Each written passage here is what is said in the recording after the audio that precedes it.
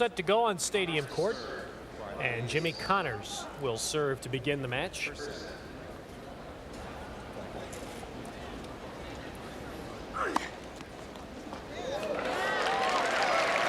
Connors opening up with a good serve down the middle.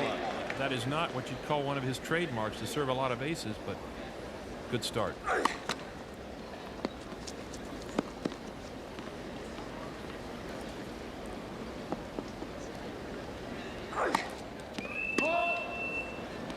Meanwhile, Shelton wants us just to hit a few balls, probably get a feel for the match.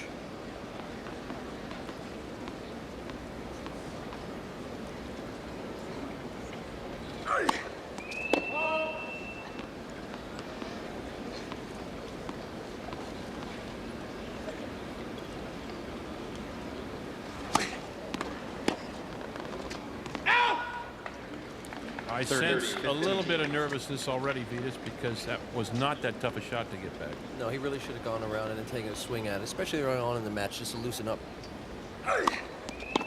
But as you know, it's easy to say that from up here. A little bit tougher to do down on the court. So true.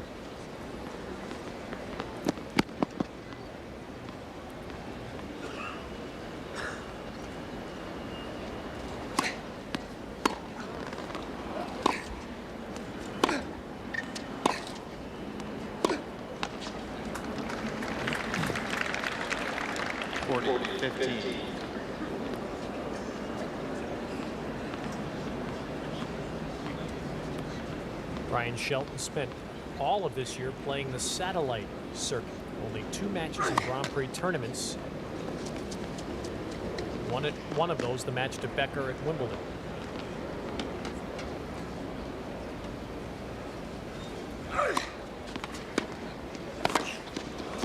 There's a good-looking play. Kind of came under that return and hit it deep. 40-30. Connors likes to stay back, kind of get in the groove early in any match, and it is an opportunity if you can take advantage of a second serve like he just did.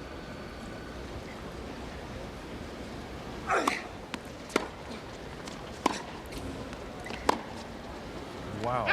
Game Connors. Well, a big overhit. And so Jimmy Connors begins the match here on Stadium Court by holding serve. We'll look at the scouting report on Connors. Well, one thing that Jimmy Connors does have is a very strong service return. Great competitor. And if he does have a weakness, it's the short forehand. And if he's going to win tonight, he's just got to keep playing aggressively against him.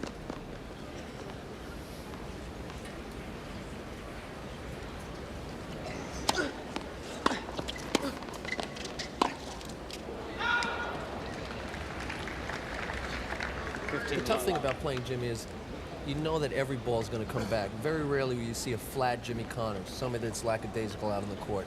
And word on Shelton is that he does have a big first serve. Obviously very inexperienced on this kind of a situation. And tonight, to win this match, it's going to have to be one of those nights where he finds something extraordinary and plays over his head, in my opinion.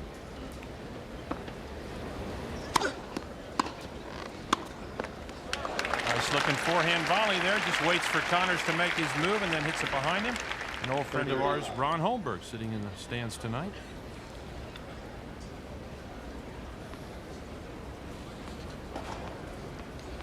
For Shelton, much like Paul Harhus last night, the first couple of games important. If you can get a feel for the match and not get smoked early, helps your self-confidence.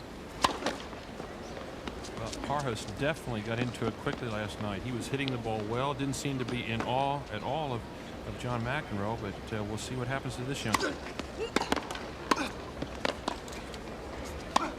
Yes. Solid high backhand volley for a winner.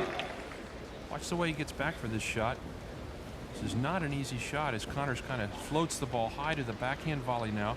Tried to hit the lob, but Shelton just knocks it off. That's a tough shot, Vitas, because you're moving backwards. That is a tough one. Seems very athletic. Yeah. Gets around the court really well. Good footwork.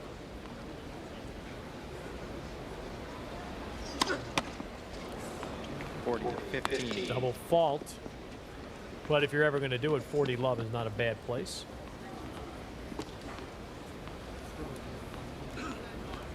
He really'd like to get this first game under his belt.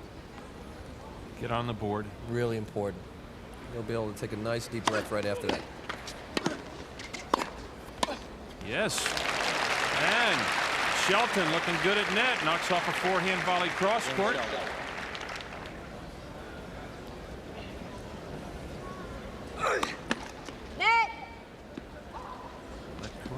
Net court judge to the far left of your picture there.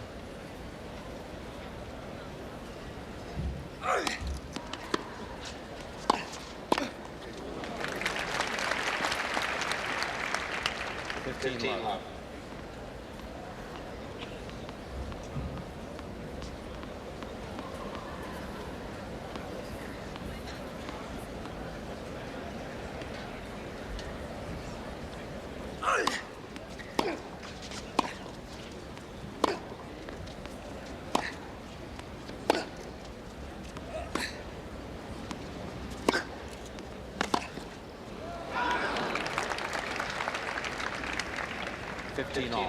Shelton in quick on a good approach shot there.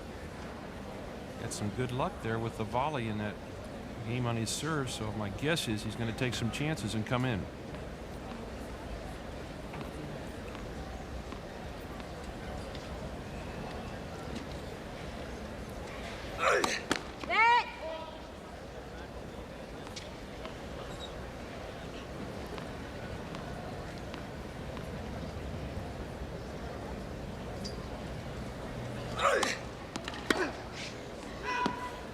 Venus, you've played at this time of night out on this same court here. Is it tough before it gets totally dark? Some players love playing at night. Some players absolutely hate it. I remember Borg would dread the day that he had to play a night match. Myself, I used to love playing at night. It would calm down, a little bit cooler. I thought the conditions were just a lot better for someone that liked to move around the court quickly. But some of the players absolutely would dread making that match at night. I think Jimmy likes playing at nighttime. Likes the atmosphere. Seems like there's a little more action going on.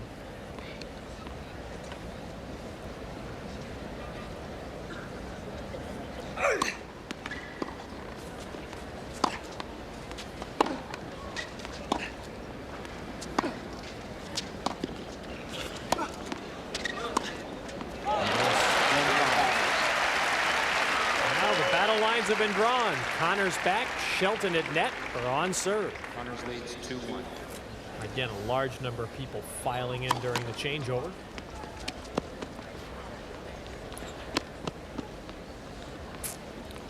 Whereas John McEnroe would not play until all were seated. This match resumes. And the volley from Shelton is out.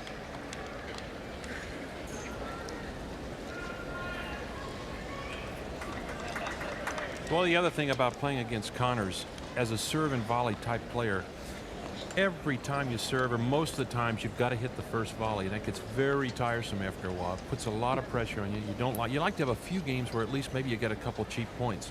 Jimmy doesn't give you those. You do not get a cheap point. You have to hit a serve like that to get an easy point. 15 all.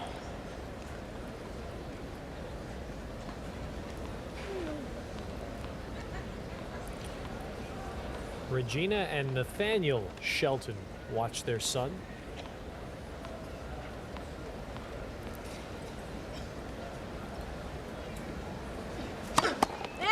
It's got to be a bit of a thrill to see your son out here on the stadium court at the U.S. Open. He probably played his first match in Huntsville on some public courts a few years ago, and here he is at the U.S. Open. Very exciting.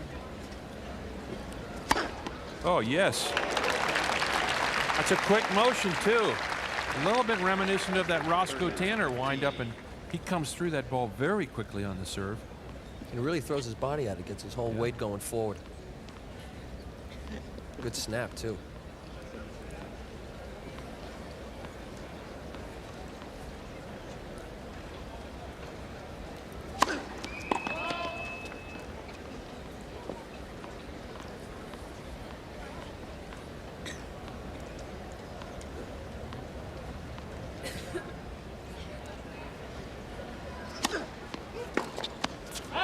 Wide. Pretty good looking second serve too. It's got some pace on it. And watch this ball because it jumps up pretty high on this twist serve. Second serve for Bryan Shelton. Nice easy motion. Now the racket comes over the ball. His weight's well inside the baseline. He's ready to come in and volley, but Connors missed the return.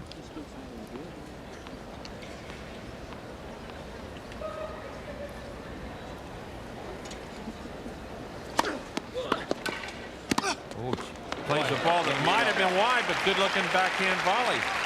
And so Bryan Shelton looking pretty tough here at the very start of this match. And we're at 2-all first set. I tell you, he has an awfully heavy serve too. Look at how high up at the ball bounces. You can usually tell how good a serve is by the height that it reaches the backstop, and that was way over Jimmy's shoulders that time. Good first serve. And not a bad looking backhand volley, Vitas. I was still in awe of the serve.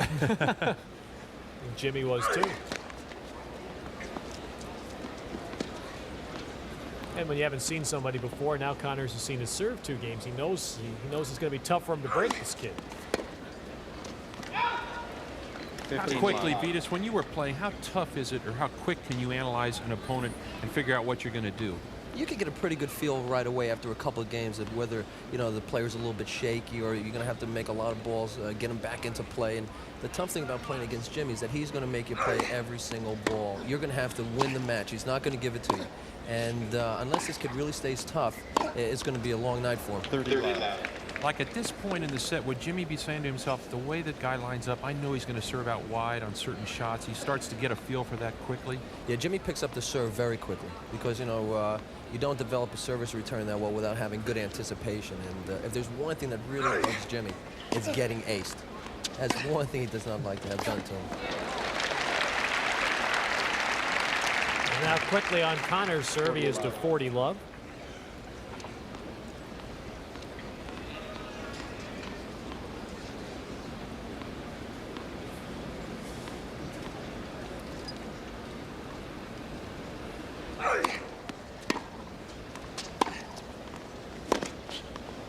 That's a miss hit.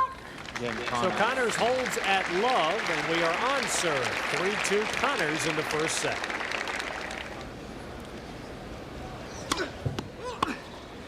Oh. Connors taking the full swing. 15-40. That's a beautiful shot, driving straight through the ball. So effective. When you hear people talking about the advantages of topspin, I always throw Jimmy Connors right back in their face as an example. Straight through the ball, a rope right into the court. It's like a good line drive. Can't beat it. And Shelton didn't think so. Connors waved with his racket that it was wide.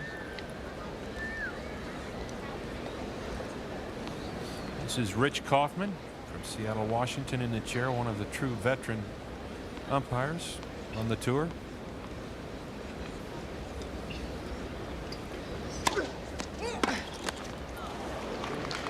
Still a break point, though, for Connors as Shelton saves 1. And now Vitas, at this point, he's down break point. He got drilled on that forehand. Does he try and go down the center or maybe jam Jimmy a little bit? I think into the body is a good play. You don't want to get him out too wide on his backhand because that opens up the whole court for him. He has that short little angle shot or then the hard shot up the line. So into the body is a pretty safe play.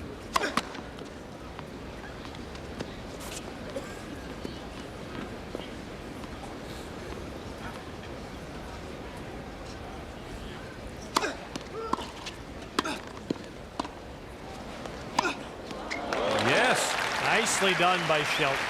Shelton back quickly. Again, as Vitas mentioned, some good athletic ability here from the youngster. Watch how quickly he gets back on this shot. Connors with a fairly good return, although it was a little high. Now he hits the topspin lob. A very good lob, but a better overhead from Bryan Shelton. He picked that up from way behind his shoulder. Good effort.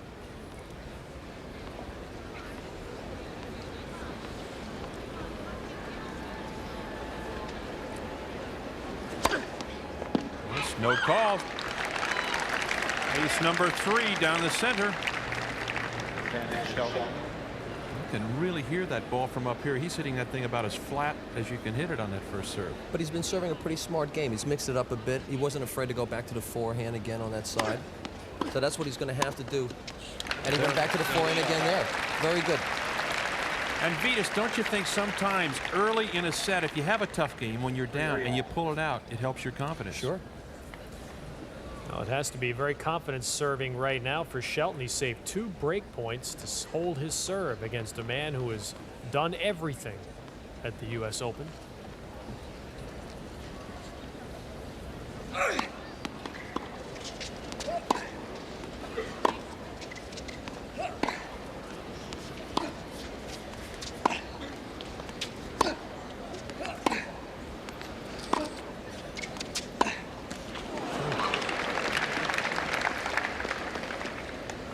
There's that forehand we spoke about earlier in the match, the low forehand.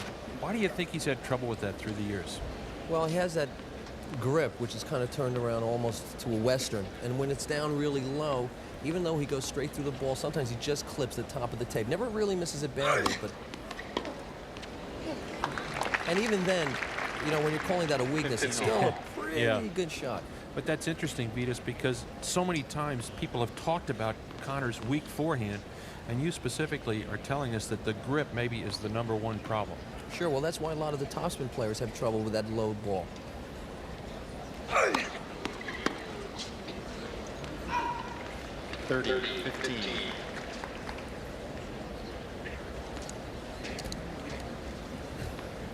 We're on serve at 3-all in the first set.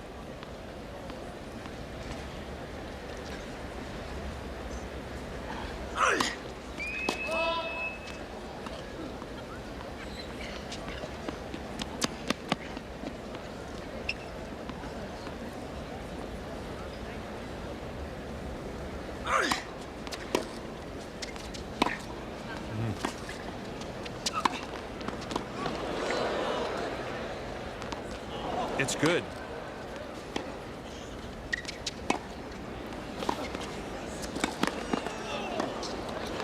Oh, Connors left an opening there. I thought for sure he was going to hit the two-hander cross court, but instead he goes up the line, and Shelton missed a big opportunity. Watch it here. Now Jimmy up at net. The lob is deep. Everybody thought it was going to go long. It drops right on the baseline. He follows away with a shot. Now watch Connors as he comes in here. The ball starts to float right here. Looks like he's definitely going to go cross court. Changes his mind, and a wide open court for Shelton hits the top of the net. We have seen him take that two-hander and drill it cross court so many times. Like that. And Connors holds his serve, so we'd stay on serve. 4-3 Connors first set. Shelton serving with Connors ahead 4-3. We're on serve in the first set. 15 love. And Shelton keeps serving strongly. And now let's go down to Linda Pence, who's in the player's box with Bryan Shelton's parents. Well, I'm here with Regina and Nathaniel Shelton, Bryan's parents. It must be a very exciting night for you both to see your son play such a great legend of the game. Yes, it is. It is a very exciting night. You know, this is something that we dreamed about, and finally his dreams come true. And he's playing on stadium court and playing a wonderful play like Jimmy Connors. So it's quite an opportunity, and it's a thrill for us and for the rest of the family. Now, Nat, were you able to go to Wimbledon at all to see him play Boris Becker, another legend already in his own lifetime? No, I wasn't able to go, but if it ever happens again, hope to be there. Did either of you expect this to happen so soon? I mean, he's just barely out of college, and here he is already on the stadium. Well, it was a surprise when he did qualify for Wimbledon, because he had gone over and he went to Queens and also to Bristol, and he was not playing too well. And I know that when he was at Bristol, you know, he was in the qualifying there, and he got to the second round.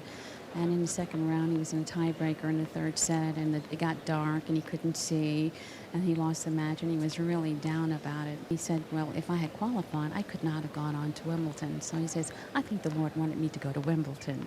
And so each time he won a match at Wimbledon in the qualifying, he was just so thrilled, you know. And I think that last qualifying match just... his adrenaline was really going, and it just carried him through. And then when he found out he had to play Boris Becker, he says, why not? You know. That's great. Bryan Shelton fulfilling every player's dream, playing Boris Becker and Jimmy Connors. Back to the booth. Thank you, Linda. Has to be very nice as well for the parents of Bryan Shelton. knowing what an example this might be to young black tennis players and potential players watching, as Shelton, with his 5th ace, holds his serve again, and we are at 4-all in the first set. Well, let me tell you, his style of play, he's going to be tough on those grass courts at Roehampton or wherever that qualifying's played these days, because his game is kind of built for grass court tennis. I'm not surprised he did qualify for Wimbledon. I like seeing some of the new young players like Courier and Sheldon, the new style of tennis, you know, that aggressive game, which you used to play in a lot of the players before the Borg generation. We were playing, you know, and I like that little switch because everybody had been copying Borg for a while, and it was getting very redundant, seeing the same baseline rallies. Now you're seeing a lot of different variations of the game, and the game is starting to become really interesting again. And this is a perfect example of 2 different styles.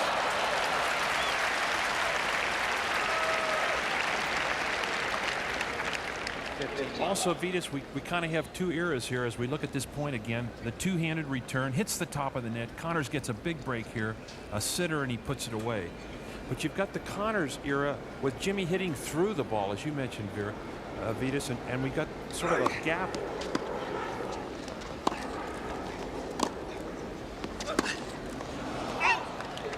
Another kid who we saw hit through the ball well last night, Pete Sampras. He had a classic style. Very classic style. Good serve and volley. Kept attacking throughout the whole match. Didn't get away from his game plan, which I thought was very impressive for a young man. Jimmy, now, Vitas, he's always done a very interesting thing. He pours water on the grip and then towels it off. Why does he do that? Well, I think he always starts off with a fresh grip and kind of get the leather breathing. It kind of washes off some of the sticky stuff on it. And my hands used to sweat so much that it was sopping wet before I went out on the court, so I didn't have to do that.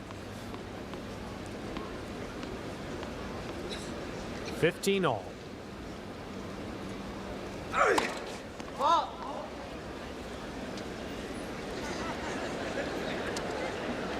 Connors. Maybe the racket's too wet.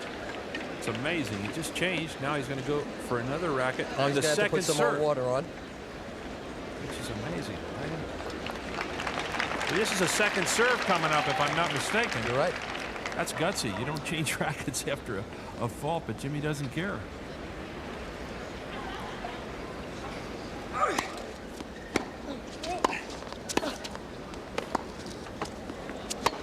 Ooh. This kid's getting pumped up. Here, 15-30. Watch here it we now go because again. Connors hits like a pretty good looking lob here. Shelton back, hits it from behind the service line for a clean winner. That is not an easy overhead looking up into those lights.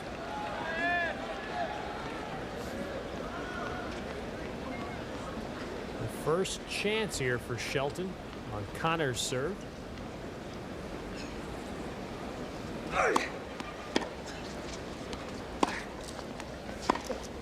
Ooh. 30 all.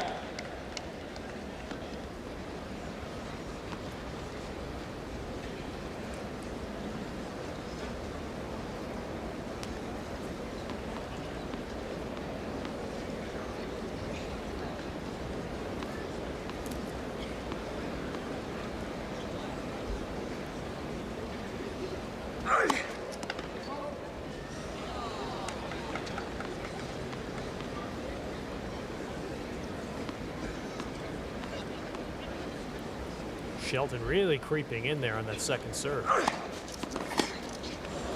And then misses the shot. Well, there's no question he had decided to take that second serve and move in behind it. And I think he decided that he was going to take it with a backhand too, and he kind of got caught with the forehand there. Jimmy made a very smart serve there out to the forehand side.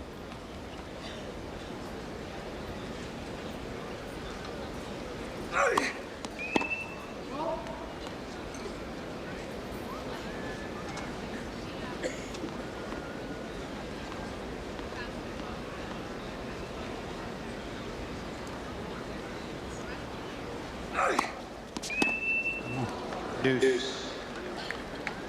That is the second double fault for Jimmy Connors this evening, playing with his third racket in the ninth game. Vitas, when you got ready to receive serve, did you change grips on your forehand and backhand depending on where the ball came? I did switch from forehand to backhand, but it wasn't a real Big extreme one. change. And it wasn't like from a Western to a real Eastern backhand grip. I was kind of very Eastern slight. forehand to a half backhand grip.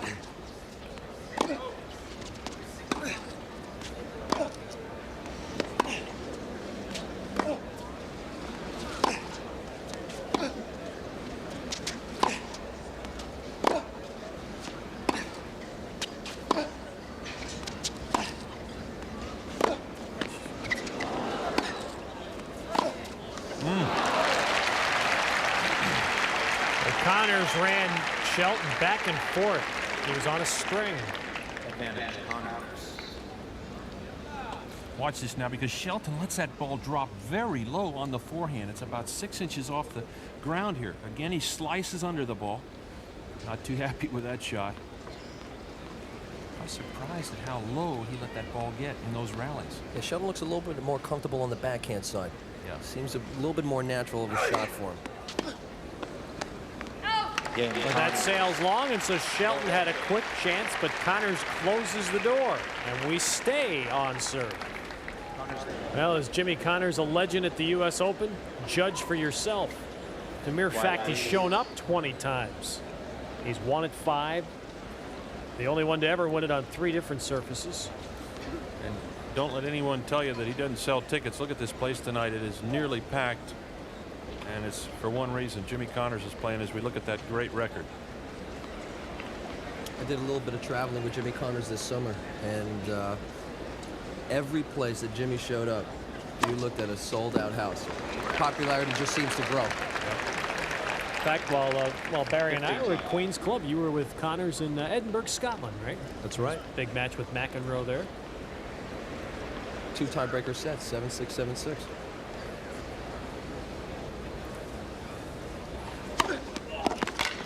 Now, thus far, young Bryan Shelton has made very few mistakes on his serve in his service games, and that's why he's staying in here with Connors. At this point, he obviously is much more comfortable with the atmosphere. He's gotten used to a lot of things out there, including the space around this court, which is bigger than the outside courts. He's starting to get in the groove.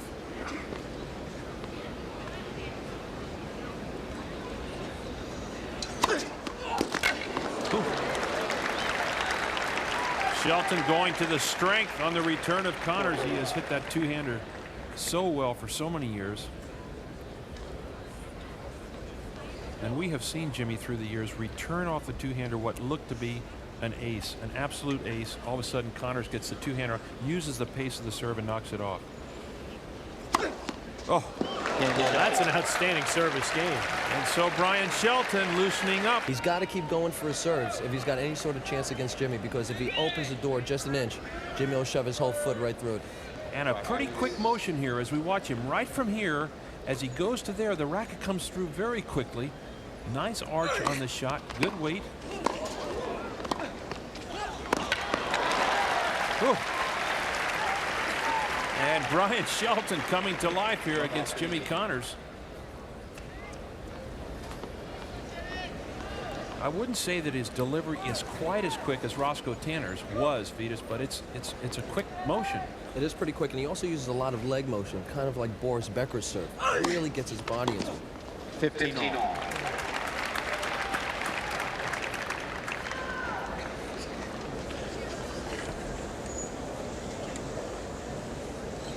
Shelton serving extremely well, has only lost 6 total points on 5 of his service games. These kids are coming out of the woodwork this They week. sure are. Where are they coming from?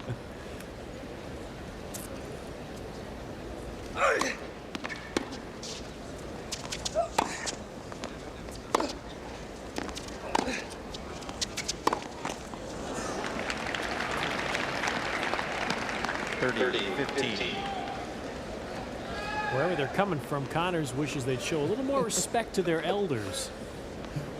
There must be a gigantic run on Cheerios in the United States right now.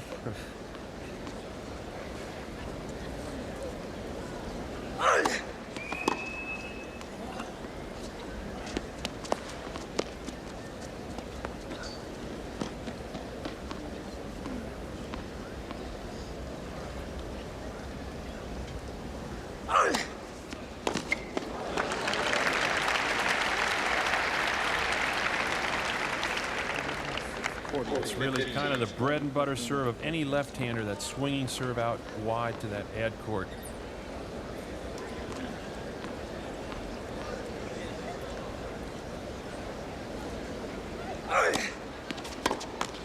Game Well, that's been an outstanding service set. 11 service games, and the players have held on all.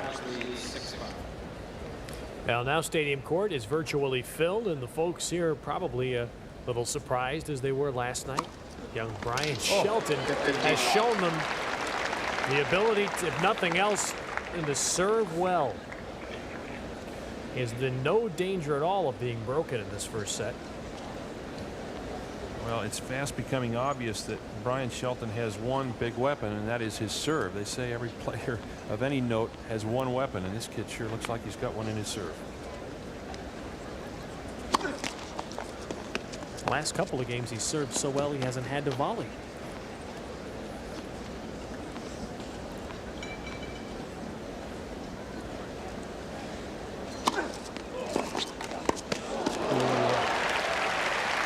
I don't think he should pack in his volley too soon yet. I think he may hit a few before this match is over. Keep it handy when you're playing Jimmy Connors as we see this forehand return. This is a good second serve that Shelton delivers up. Now watch the way Jimmy just follows through, uses the pace, catches him. Shelton goes for a desperate half volley, but no chance. No call. Clean ace again. And Bryan Shelton has now served 8 aces.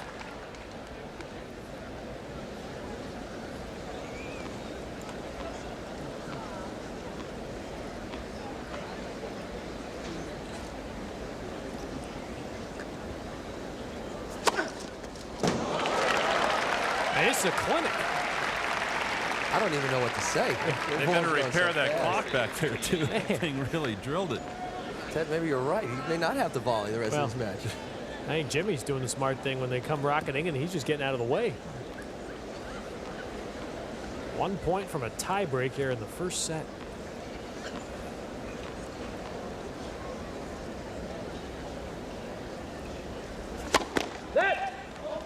Jimmy might be thinking back to 1985 at Wimbledon when he played a guy named Kevin Curran, who delivered up 33 aces against him in straight sets. Oh, yes.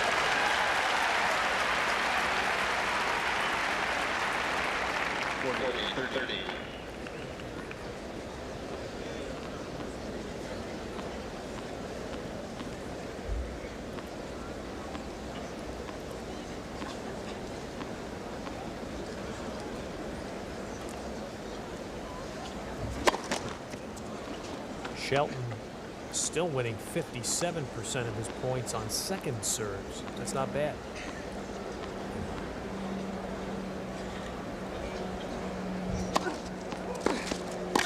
Oh, the Connors has won 2 big ones here. Actually, this game's a good example of not taking a 40-15 lead for granted. You know, it's not a gimme in tennis. It's like, you know, the 3-foot putt. I mean, nothing is a gimme. Jimmy Connors knows that. I mean, he plays at 40-15 point just as it was a 15-40 point. And now it's back to deuce, and anything can happen.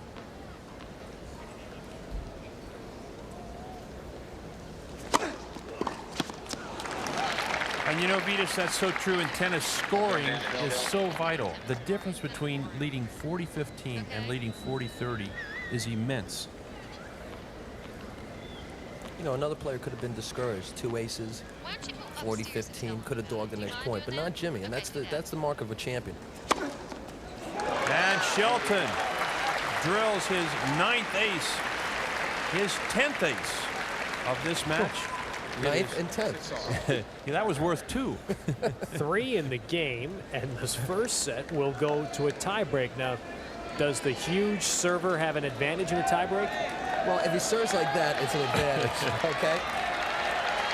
This crowd heating up now. We got a match on our hands out here.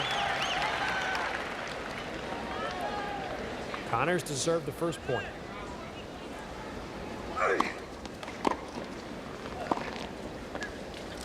Boy, lets that ball drop so low. It almost looks like it's going to be a double hit. 1-0, Connors. First player to 7 points wins the tiebreak. You must win by 2. And the players now will alternate 2 serves apiece. I think we're going to see Jimmy go into the forehand a little bit more as the match progresses.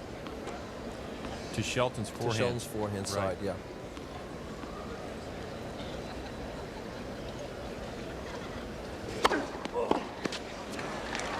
Coming in solid. When he doesn't hit a clean ace, the ball is very deep, tough to return. And with that heavy snap, he gets it way up over your shoulder, so it's really tough to bring the ball back down into the court.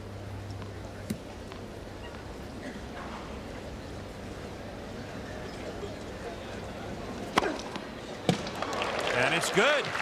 I didn't see that. Ace number 11. You know, when a batter gets in against a pitcher who throws 100 miles an hour, the first thought is, please don't hit me. When the serve comes in like that, Jimmy might be thinking that way.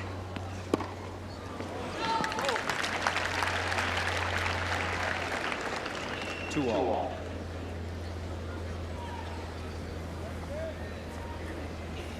A first set with no service breaks. In fact, just 2 break points. Connors had those in Game 6.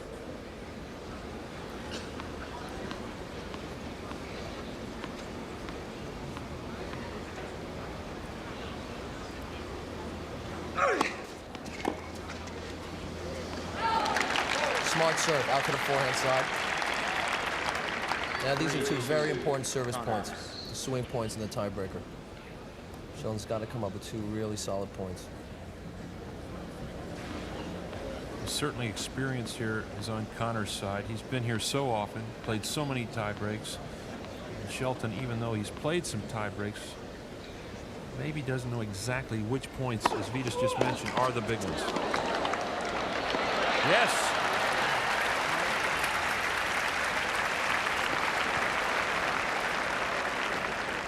Three all. Watch Jimmy now, trying to stay in this point, lunges for the return, stops quickly, and then takes off. Look at that footwork, but there was no way he was going to get to that ball. And what we've seen tonight and what we saw in Connors' first round match, this is the fittest Connors appears to be over the last couple of opens. He hasn't had a serious injury in quite a while, and he really looks in very good conditions, moving around the court very well. See that classic little shuffle of his on the court.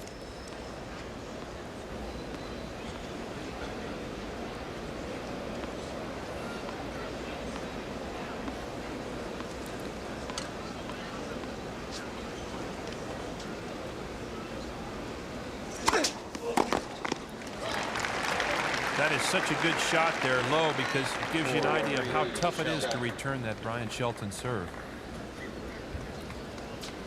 The tie break, a continuation of the set. The server has won all the points.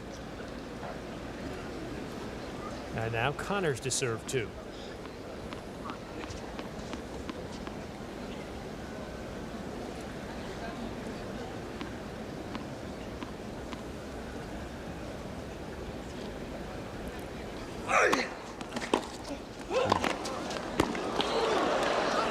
Yes. That was a fantastic point. Shelton hits a good return here deep. Jimmy gets to the ball. Shelton elects to take a chance and come in, and Connors with the full swing on the high forehand volley. Jimmy really stayed on his toes there, because Shelton just sent a bullet down to him on his backhand, and he made a really good shot low down to Shelton's feet. He popped it up in the air, and Jimmy came in aggressively and took it in the air. Great point. Great tiebreaker.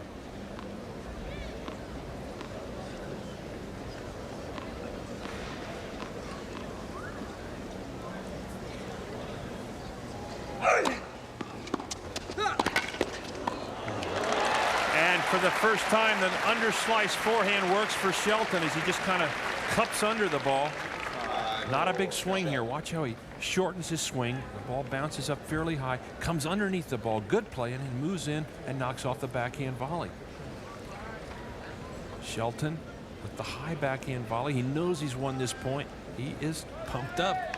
Now it's the first Mini break of the tie break, and it gives Shelton the set on his racket. 2 points. And if he wins them both, he'll win the set.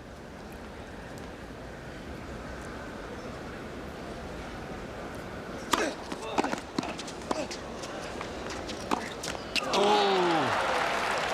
Connors with his bread and butter shot lines it up. There's a couple of nervous parents. Double set point. Dreams. These are the Sheltons, the mother and father of this young man right here as he stands at set point against the 5-time U.S. Open champion Jimmy Connors.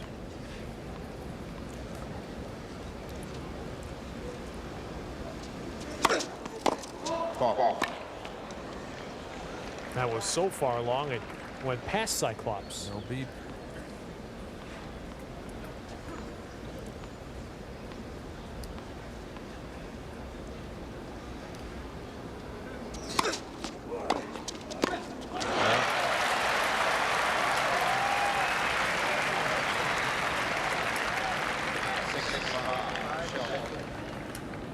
Still a set point, but now it will be Connors to serve.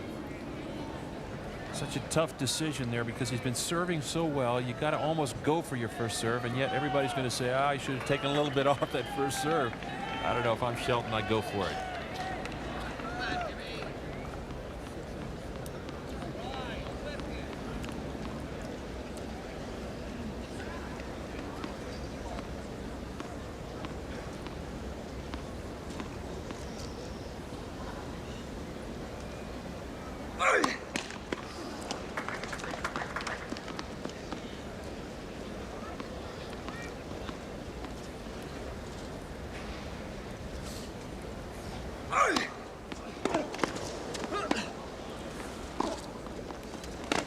Backhand sails long. And it is 6-all on the tiebreak. Jimmy pointing to the mark. I'm going. Close ball. Rich Kaufman in the chair. No call. He is never going to overrule that call. That's for sure.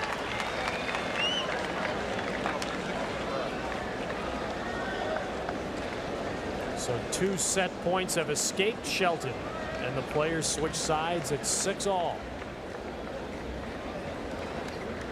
And now the question is, with a lot of inexperience, can he shake that off quickly and get right back into this tiebreak? It's along the lines of what we said about Paul Harhus last night. It's one thing to play a great player. It's another thing to beat them. And right now, Bryan Shelton is finding out if he can win.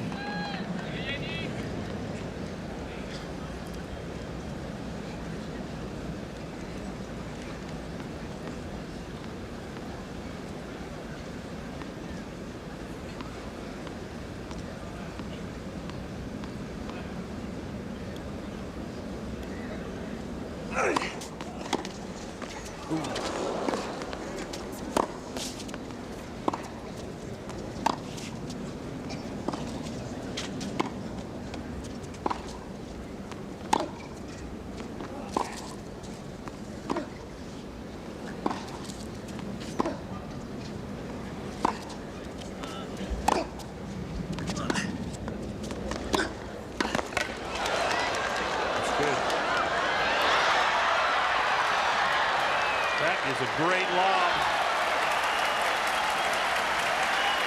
What a shot by Shelton. By far the best point of the match. No question about it.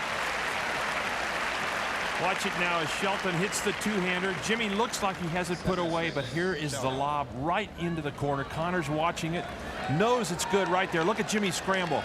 Tries to throw up the defensive lob, but it's going to go wide. You can't hit a much better offensive lob than that. Watch Jimmy now with a two-hander. Comes in. Forehand volley. He thinks he has it. Now watch this. He takes off. The ball right in the corner. Connors throws up a huge lob into the flowers. No play. Set point 3. And that is the first set. for qualifier Bryan Shelton. Can the miracles on Stadium Court continue? Now Bryan Shelton has learned he can win a set. Now the key is to see if he can keep it up. Here is Shelton serving as he goes wide to the Connors forehand, and Jimmy can barely get his racket on the ball, and there it is, first set to Bryan Shelton. Another look at this nice flowing serve. He goes out wide, and right here he knows he has just won the first set over a 5-time U.S. Open champion. Looks kind of cool, didn't he, right there? Sure does. And Shelton serving to start the second. And Vitas, it's as if we saw the same thing with Harhus last night. Once he beat McEnroe in a set, it seemed as if he believed, hey, maybe I can win the match now. Well, if he's got the same attitude, it's going to be a long night. And definitely he showed that he's here to play tennis. And he's not overawed by the experience here of being in center court. 115. Connors finally gets a break on a net court here. This ball hits the net. Now watch him. He knows he's got a shot, but that's a very difficult shot to hit. He went up the line.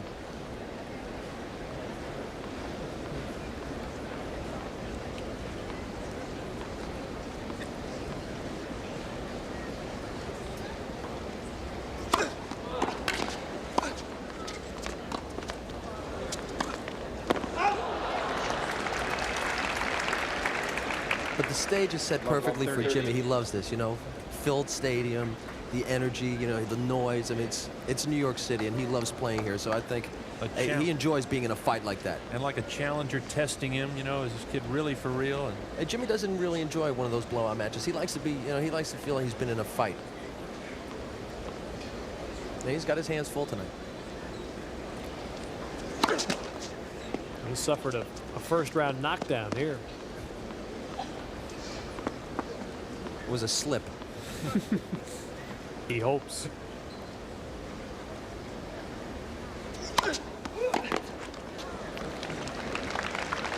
You know, they say you're only as good as your second serve.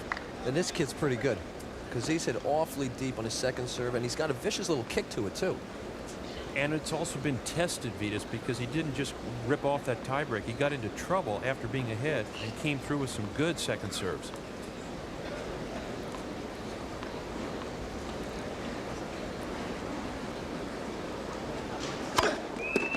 Saw the consistency of Connors here. Wilander had been the same way. He had never been upset in the early rounds until last night.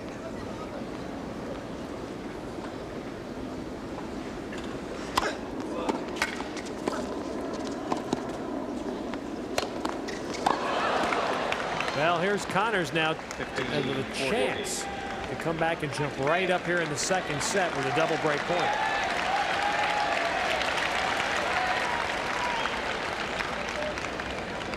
Record for Jimmy Connors. A lot of people remember that upset by Todd Witzkin, but he has been so consistent here at the U.S. Open.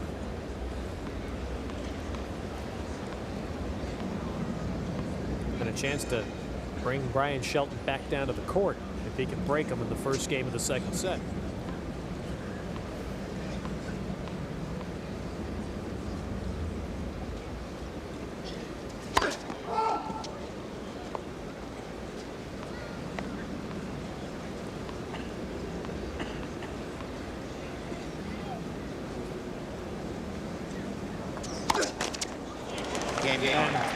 The double fault on break point.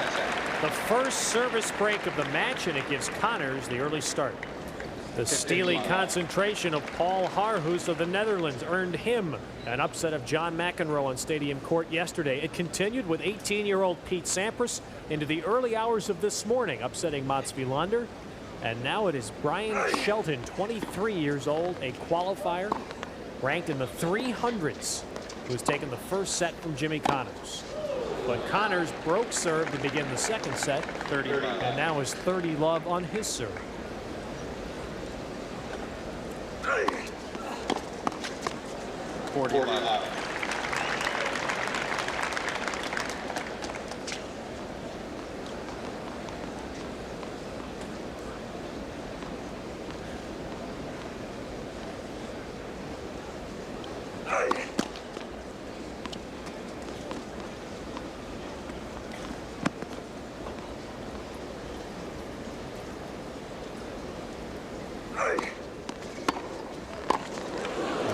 rocket of a return there on the second serve. 40-15.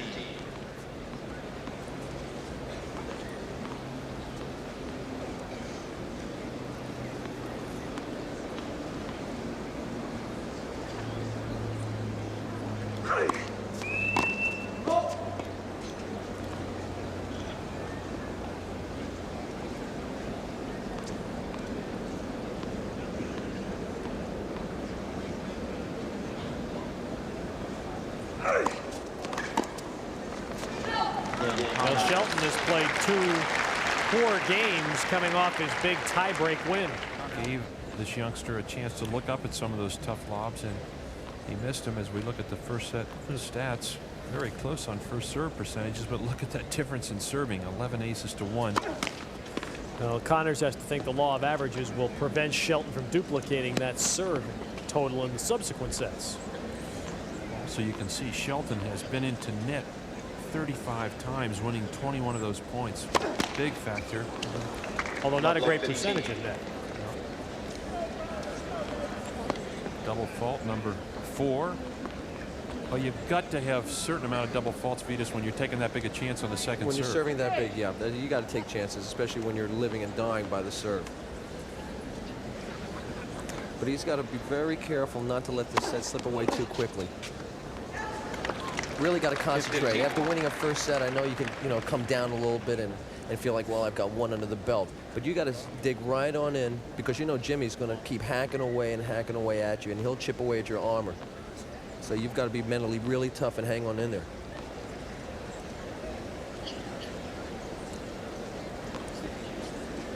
You can't give him anything because he'll give you nothing. You won't get a penny from Jimmy. That sounds like you tried. Of course, till after the match. No, he's a very generous man. Very generous. But not on the tennis court. He's Mr. Scrooge on the tennis court. And that's the way you're supposed to be.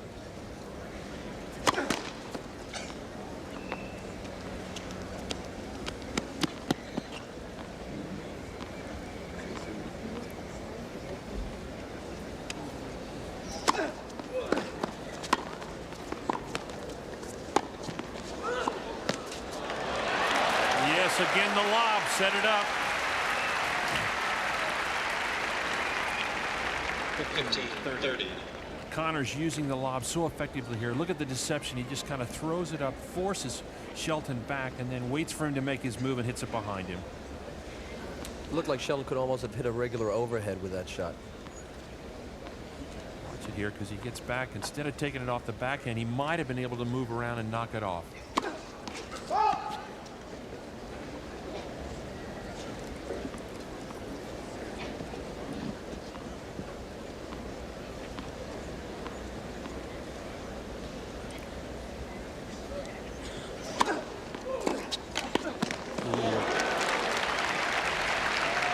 Connors now starting to get in the groove on that second serve return. He's starting to read the Shelton serve a little bit better right now. He really jumped all over that one. Drove the forehand straight up the line. And moving with a bit more of a bounce to his step now. Double break point for Connors. And he puts it away convincingly. Connors has answered back, up 2 breaks in the second set. Thanks, Al. Here in Stadium Court, Connors has broken twice to take command of the second set, serving at 3-love. Love 15. And you're so right, Vitas. This youngster doesn't want Jimmy just to roll through this set. He needs to either break or somehow try and get back into this match as quickly as he can. And on the other hand, Jimmy doesn't want to get broken back here. He wants to close this set out really quick and, get right to the third set. 15 all.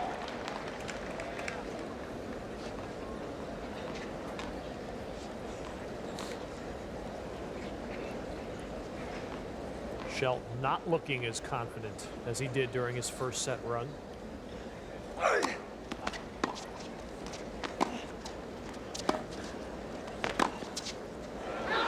That's out.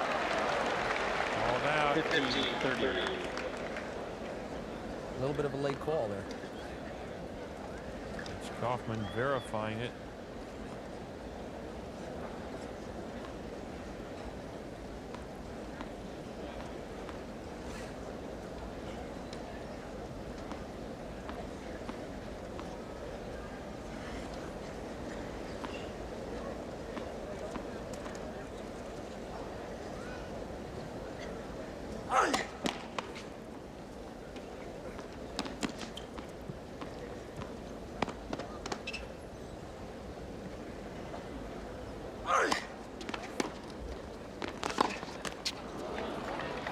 And now Shelton has a chance. Yeah, Jimmy's a little mad at himself there. He hasn't played as aggressively this game. You're up. You got to get right on top of the guy. Don't stay back. Don't start rallying with the guy. He should have come in a couple times this game. First.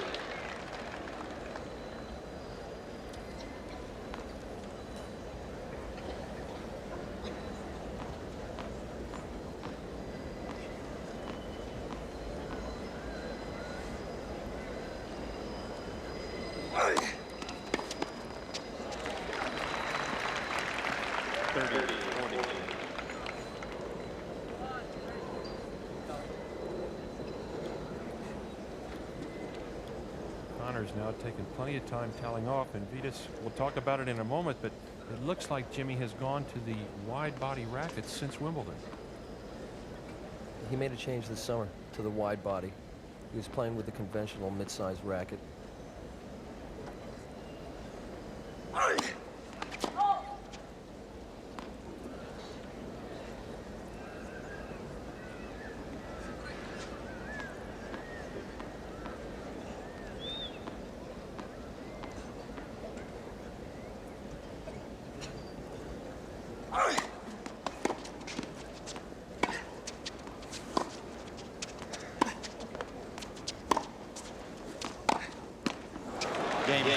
And Connors pinned on the baseline. Gives one break back to Shelton. Why does he feel he's going to get a little bit more power out of that racket? Well, you know, ever since he played with the trampoline racket, the T2000, he's always been looking to try to get that little extra spring.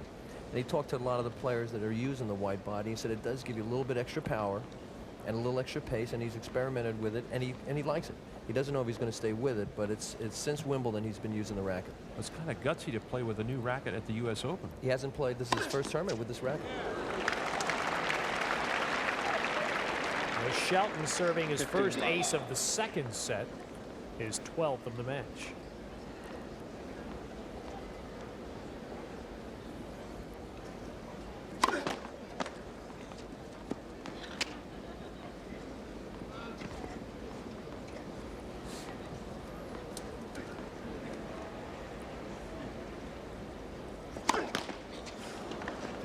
And taking a big chance on that second serve.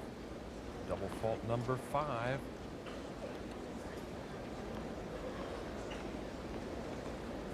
What's his second serve now as he goes for it? Knows he served the double fault. How could I take that chance, he's saying to himself, but he has to against a great return of server like Jimmy Connors.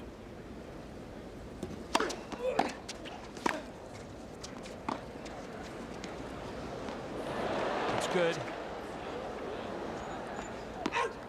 That is just about as good a lob as you can hit.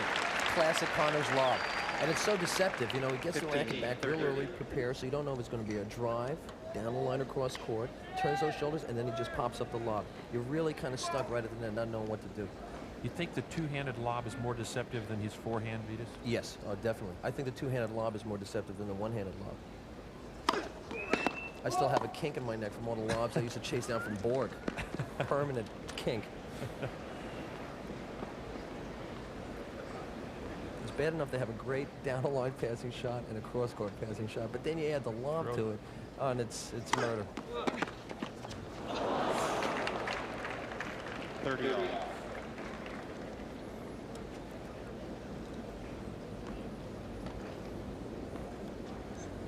.30 all here, 5th game of the second set. Shelton won the first set in a tiebreak.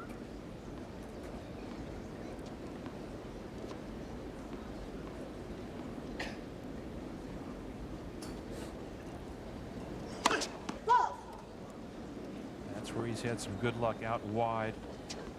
And that deuce court, that one just slightly wide of the sideline. Connors now will be ready for the second serve. Amazing, that one kind of bounced up quickly.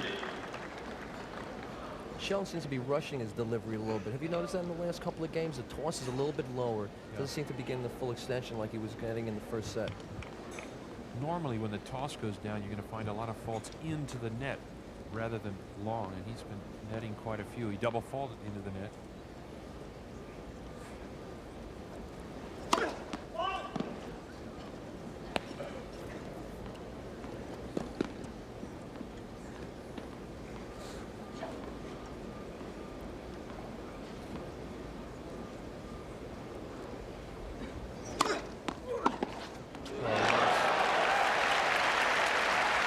He has been much more successful attacking Shelton's second serve in the second set. That's kind of like one of those serves where you look over and say, was that at just about the right spot, Jimmy? Did that feel good to you? Yeah, the ball's not jumping up quite as high right now, and I think that's the lower toss that's affecting his serve right now.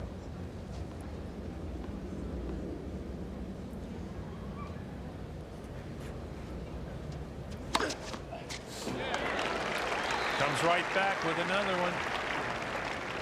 Ace number 13.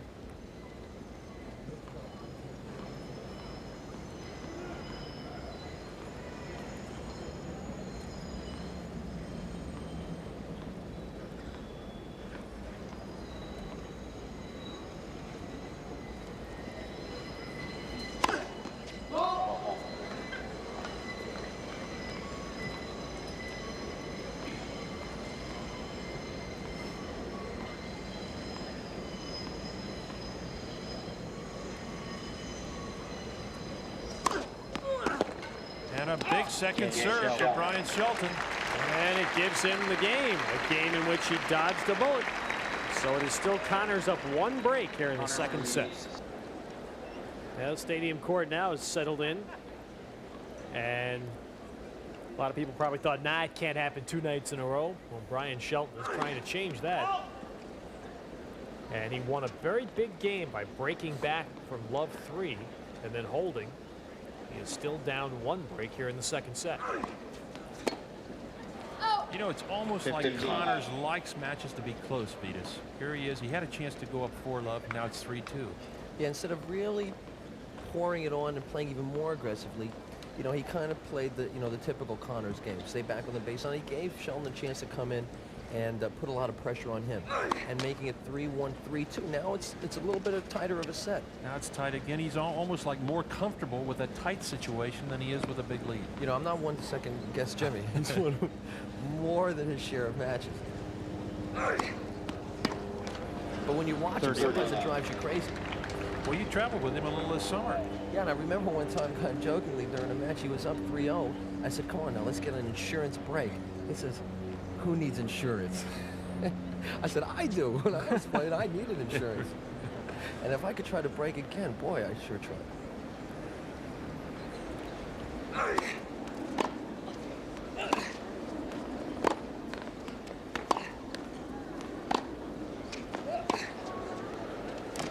Tell you, it happened finally. Shelton letting that ball drop so low on the forehand that time, it bounced twice before it got to the forehand. Watch it now as Shelton really has a tendency to let the ball get low. There's a good shot. Now Connors is going to come through. There he goes for it. Swings, no ball. It's already bounced twice. Now, is that just a bad habit? I think it is. It looks to me like he has a tendency to feel like he can hit the ball a little better as it's lower, Ted. Some guys do that on that topspin forehand. Something went that time. He hit a winner and broke a string. Getting back a little bit to Jimmy's philosophy is he also thinks, though, very aggressively all the time. He never thinks safe.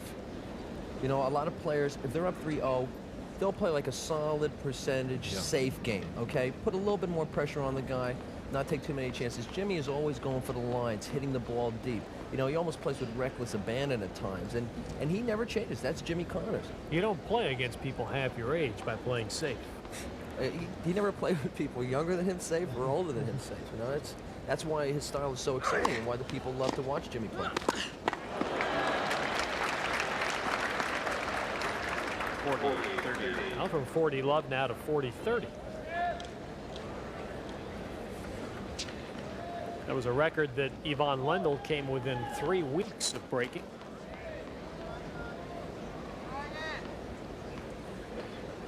Pretty tough to stay on top for that long. Unbelievable that Connors was able to do it.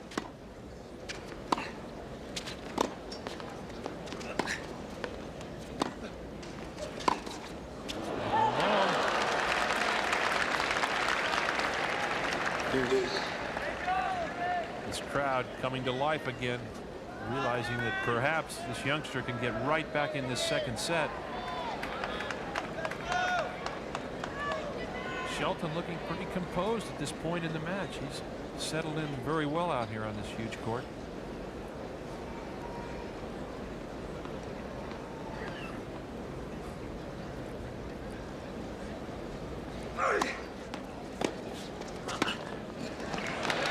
And it looked like he momentarily slipped after he hit the return. Advantage Connors.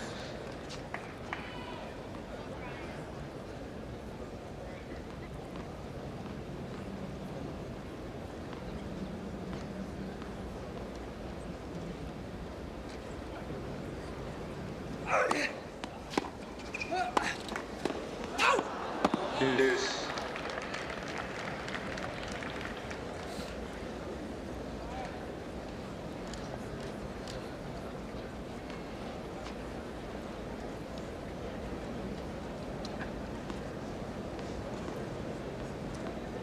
Shelton trying to stay stretched.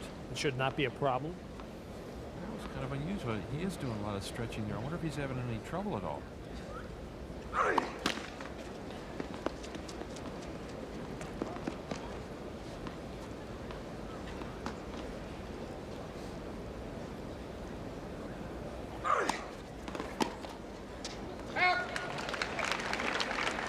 Advantage Trying to Connors. put a little body English on that ball after he'd hit it to bring it in.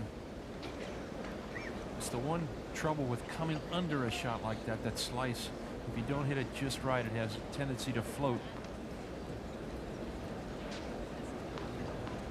He knows it.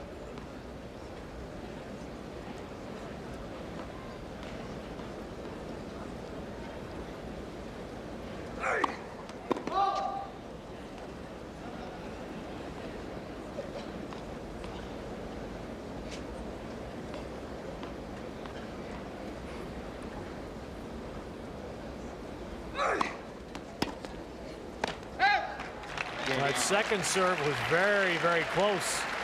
And then returned long by Shelton, so Connors holds and stays up a break here in the second set. I don't think we're have to worry about Swedish domination in the next couple of years. No. There's a whole great crop of young American players. It's great to see. It's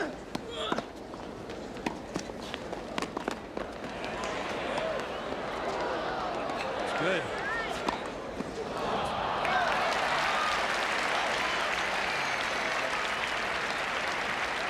Even though he made kind of a loose error on the forehand, it's a good vine. Then Jimmy hits that patented lob. Great athletic ability, though. Really covered the court well. You know, he made a silly mistake over there. He really showed everybody how well he moves around the court and how well he can cover it. From another angle here, he hits the forehand volley, gives Jimmy a chance to get in. Now watch this lob, really forces him back. But as Vita said, that is a great athlete out there. That's the toughest shot in tennis when you're moving backwards to hit the backhand high volley. But Connors obviously realizing that Shelton is a little tight to the net, started to use that lob very effectively.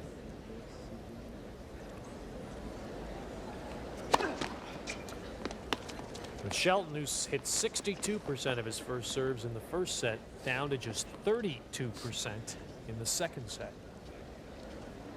No, that's wide.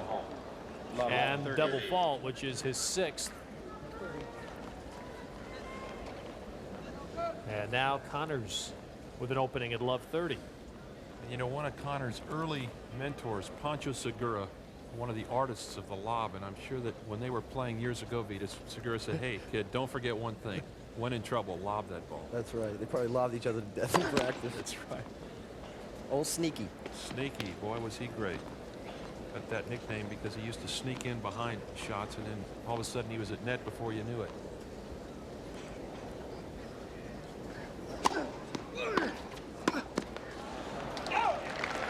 Well, now it is love 40, and so Connors with 3 break points. If he converts 1, he could serve out the second set. I think this is where Vitas was talking. Jimmy's going to hit out here. He's not saying to himself, hey, I'm going to make the guy play the ball. He'll go for his shot regardless of what the score is here.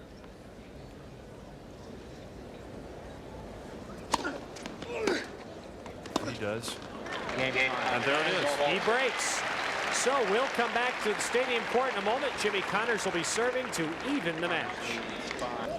Jimmy Connors serving for the second set. And the lob is just wide. Love 15. It's all right. Even though you miss a lob or two, it makes your opponent think a little bit when that ball flies over. He's saying, I better be a little careful. I can't stick my nose right over that net. I'm going to lose a few points. And tonight, perfect conditions for lobbing. There's not a breath of wind in the stadium. 15 all.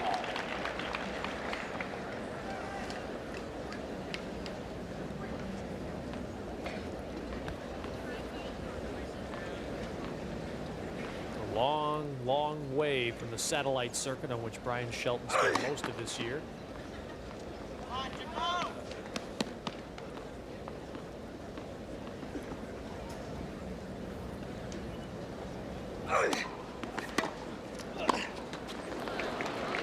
Bryan Shelton's first serve percentage way down this set. He was at 62%. He is now at 32%. This match a little over an hour and a half. Hold.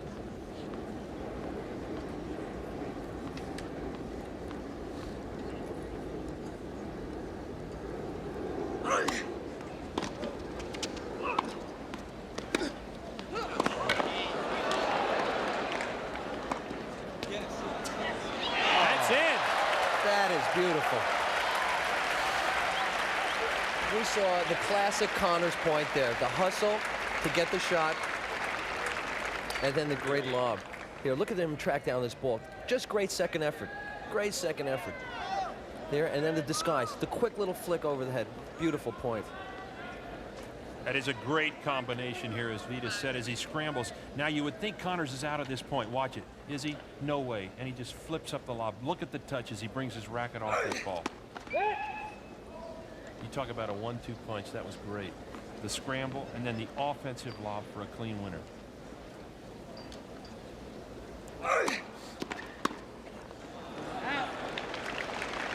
And that point was also a very good example for the young kids watching. You never give up on a point. Even though Jimmy, he did not hit a really great shot after he made that get. It was kind of short, but it still kept him in the point. And then Shelton didn't hit a really great approach, and then the winner lob. Never say die during a point. And Shelton, as he hit that one shot, Vitas probably thought he had the point won. Sure. That's one thing you can never forget about Jimmy. The point's not over till it hits the backstop. Second serve here on set point.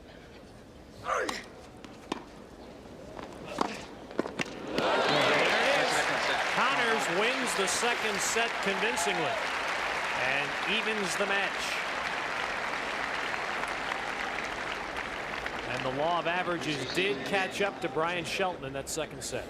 This is where Connors likes to hit the two-hander from. He was forced here. Watch him. He's moving back and yet somehow gets his weight into the shot. The shoulders turn. Bryan Shelton's serving dropped off dramatically in the second set.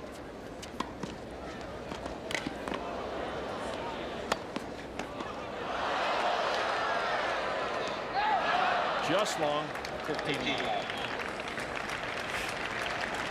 And Great the balls, second effort. they just keep coming back. There's Jimmy. He runs down to the backhand side, just kind of stabs it up. Not really with a very good lob, but he anticipates, runs to the other side, and puts it up, and just going to go a little bit long. But even there, you could see getting back to the center, ready to go. Ready for the next point. Exactly. Ready for the next shot.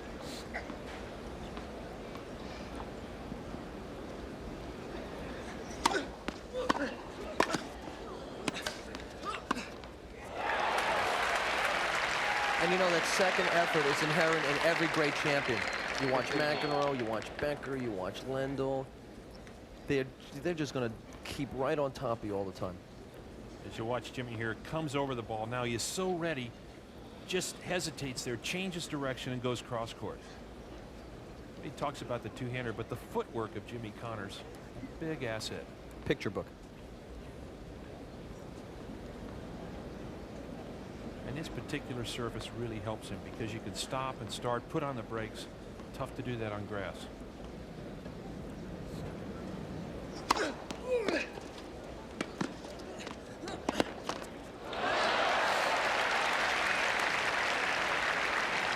A little help from the net cord, but he had a wide open court there, played it safe.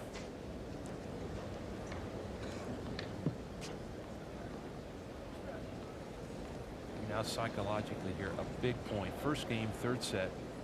Shelton really being run around by Connors. He needs to kind of gather it up, slow everything down, and try and get right back in this match and hold serve in the first game of the third set. He failed to do that in the first game of the second set.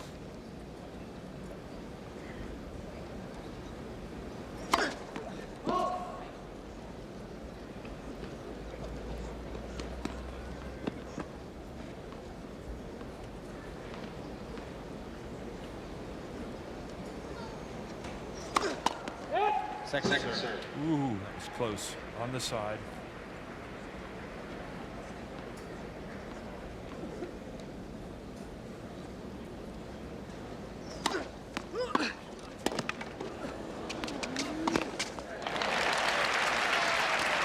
See, on even what seems like a relatively easy shot, the short drop shot, you'll see him shuffling his feet, getting into position, and putting the ball away.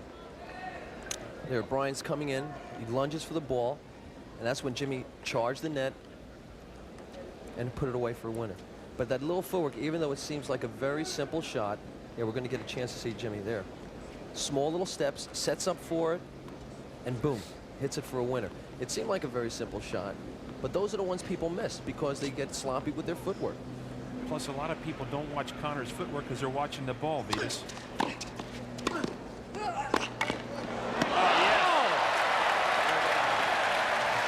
Jimmy's at home. And feeling good for the first time tonight. Emotion from Connors as he breaks to open the third. Love 15. Connors serving now and losing the first point on his serve after breaking to start the third set. Last point of that last game as we see Connors at his best now. On the full run here, rips the ball up the line. And watch Jimmy's reaction. That's what he loves right there. And this crowd comes to life. Yeah, there he is. He keeps his head down, straight through the ball, running wide. And then the old Jimmy Connors magic. The shuffle. It's almost like the Ali shuffle of old.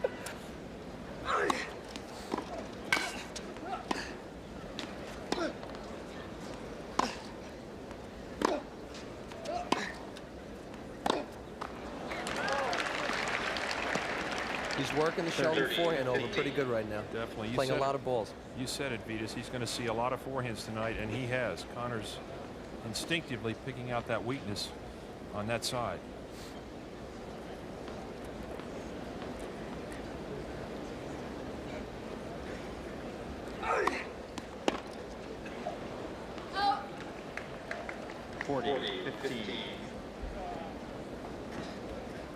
But for Bryan Shelton, what's running through his mind right now is trying to regain the serve that was so dominant in the first set.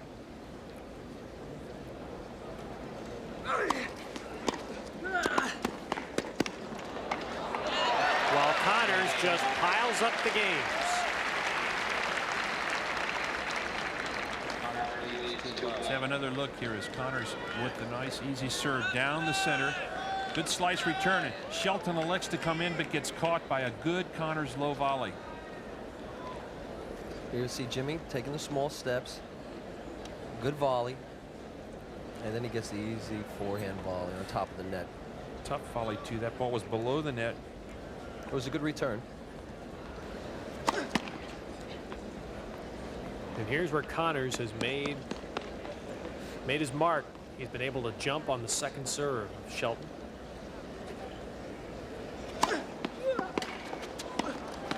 That was a good second serve. 15 love. Interesting for a guy who has served as well as we saw him serve in that first set. Bryan Shelton now has lost 4 of his last 5 service games against Jimmy Connors.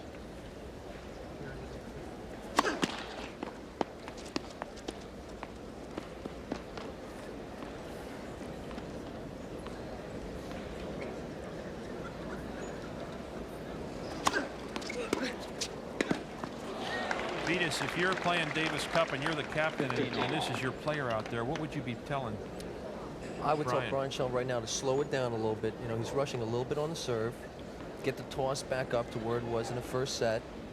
And I think that'll increase his percentage because he really dropped from the first set to the second set. And just keep going after Jimmy. You know, he is playing one of the best players in the world. So, you know, you got to expect that, you know, Jimmy's going to play a good match. He's not going to hand you any freebies. Toughest part of being a tennis mom and dad has to be not being able to run out and tell your son just that. Oh, it is tough being a tennis mom and pop. Think of all the ulcers. Connors now really getting in the groove on that return of serve, continuing to keep the pressure. Watch this great return off the forehand now. Moves in and right into that shot. If you notice too, Jimmy is moving forward as he makes the return. Rarely does he back up on that return of serve. Always moving into the ball. Usually after a good return by Jimmy, you'll see him about a foot inside the baseline because he's thrown his body at the ball and he's already ready for the short ball. Take advantage of it and then come on in. He actually, Vitas, of all the players through the years on the return of serve, Connors' weight and his distribution is almost like a lunge as he goes for the return. There you see him, he's behind the baseline. Watch how he will move forward on the return. There it is.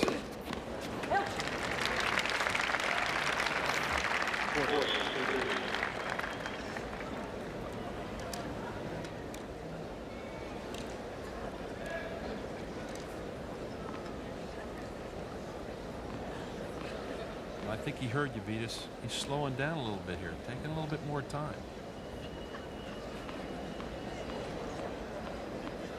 Just what Connors did in the first set. It's true. Threw up those lobs. Boy, they were effective.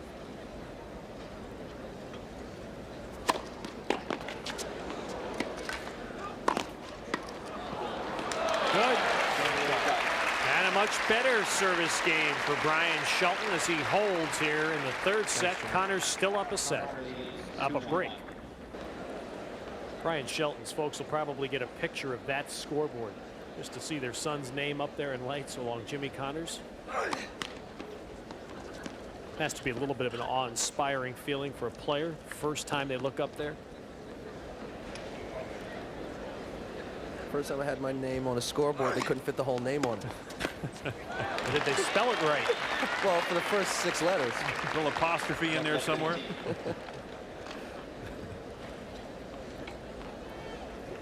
When I started playing tennis, Gerolais was such a difficult name to pronounce, but now I would feel right at home with the new players. Hey, we I can't pronounce any of the half names. of them. You're right.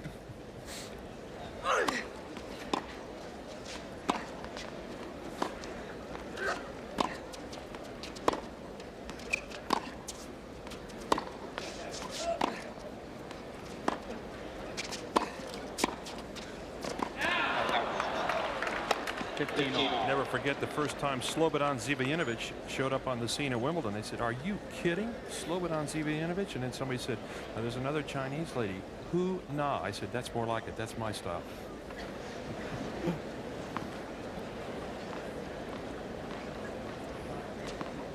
$15 here. Shelton down a break in the third set.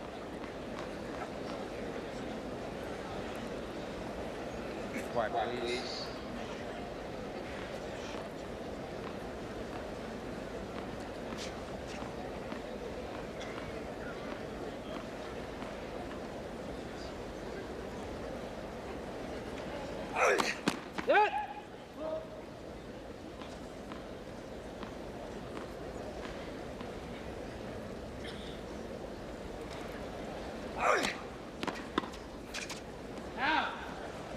30-15. Starting to miss a lot of those attempted return of serves and then coming in behind the ball. Maybe he should take a little bit more off that.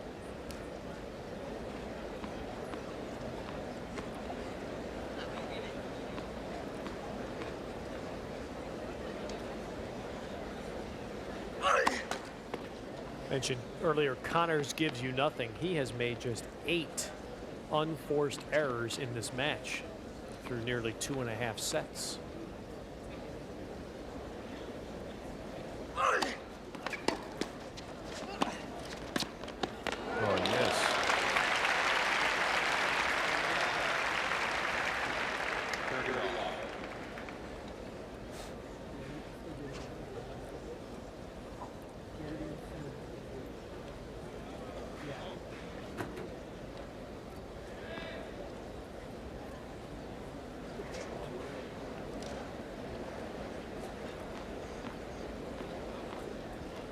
It's not that warm tonight, but as we said, it is very still. The cooling breeze that was here last night, not present tonight.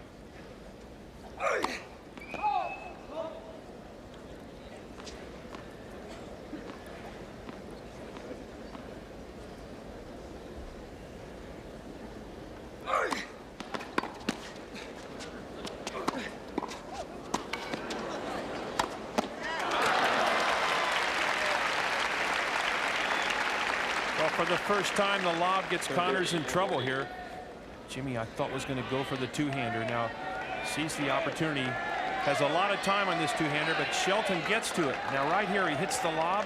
Shelton back quickly, knocks it right at Connors' feet. No play on that ball. But again, the quickness. One thing Shelton does very well, and that is get back on those overheads. He's quick. And now he has a break point, which would even the third set.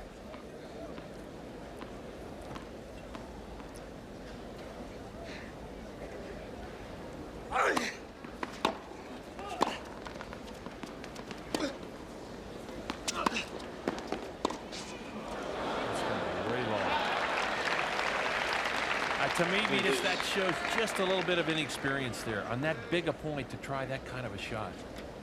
Well, especially if it's not really a part of his repertoire. I mean, it was a good shot to play. Good idea, huh? It was a great idea, but if you don't have a topspin forehand lob, it's not really a good shot to pick. He had Jimmy leaning forward, so it was a good shot to try, but the execution wasn't right on.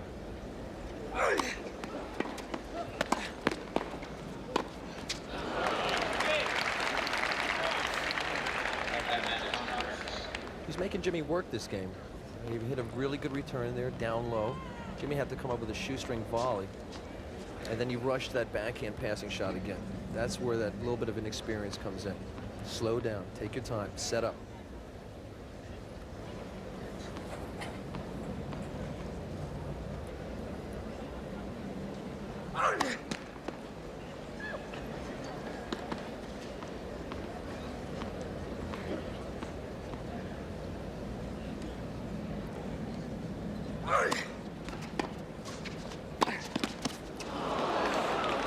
For years, people, once Jimmy went past 30, have said, oh, I don't know, can he last? Is his stamina good? You've been traveling with him. Is he as fit now as he was, say, 7, 8 years ago? He's definitely not going to lose this match or any of the matches during the Open on fitness. The match that he lost at the French to Jay Berger, he had Berger in cramps by the 4th set. And Jimmy looked fresh as a daisy in the dressing room. I mean, he ended up losing the match, but it wasn't because of fitness. And he is as fit as a fiddle right now.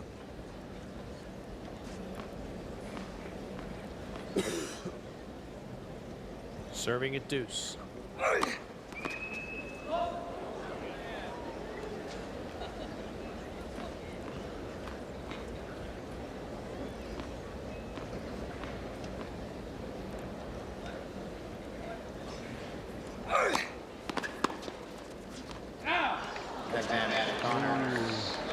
Shelton again trying to give that ball a little English, and Jimmy pointing to the spot. Watch his approach shot now, because Shelton thought he had a good ball coming in here. He's in behind it in a great position to volley, and he's saying, stay in there. Jimmy says, "You want to have a closer look? Here it is, right there." X marks the spot. I've seen some players on clay, when it's a little different situation, kind of stroll over and slide past the mark. Rub it off. Real quick. They don't want to see that again.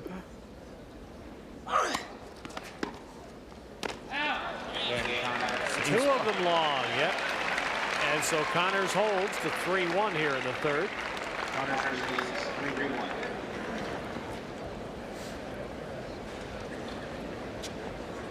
Remember any shots, Vitas, in your career that you just were driven crazy by a bad call or a close call? Well, what really used to drive me nuts are the ones where the linesman would miss, the ones that kind of just floating. I mean, I would never want to be a linesman. It's the toughest job in the world. So, I mean, if you miss a Tanner serve or a Shelton serve or a Becker serve, fine. But not those big floaters. Vitas has a convenient memory. You notice how last night on the grandstand court he conveniently forgot that memorable 83 match when Aaron Krickstein beat him, when Krickstein burst on the scene. But, you know, I didn't have enough time to talk about it. There are a lot of memorable losses that I've forgotten about. And I'm glad you're here to remind me of it. Yes, that's what we're here for.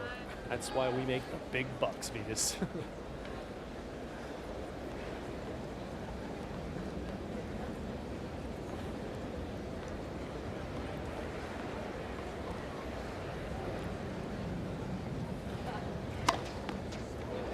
All.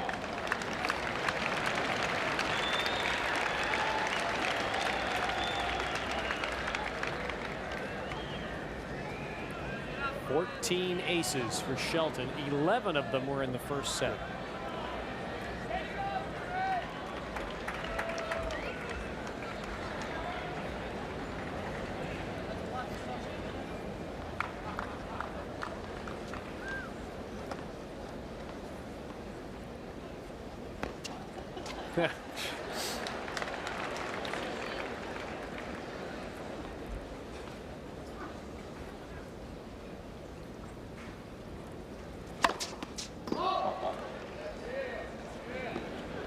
Cyclops was caught sleeping on that one.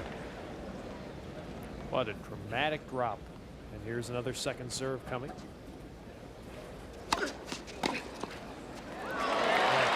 When you have a great service returner like Connors, you can't continually feed him second balls. Well, there's really been a combination of two things here. Obviously, the second serve, he's had to serve a lot more, but Connors now starting to pick up the second serve return, getting a lot more feel. That first set, Jimmy was missing a lot of returns that we rarely see him miss on second serves.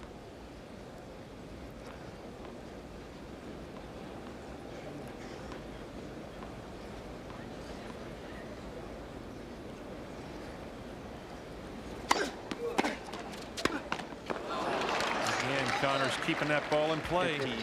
Because Bryan Shelton is now starting to feel the pressure of what it's like to continually serve to Jimmy Connors. It's the first time they've ever played. Now he knows what it's like to see every single ball come back if it's anywhere near Jimmy's range. And you don't get to play players like that too often. Mentally frustrating, isn't it? Very frustrating. And now Shelton's in some trouble. He's about to go down 2 breaks here. 2 break points for Connors. Oh, but a big first serve saves 1.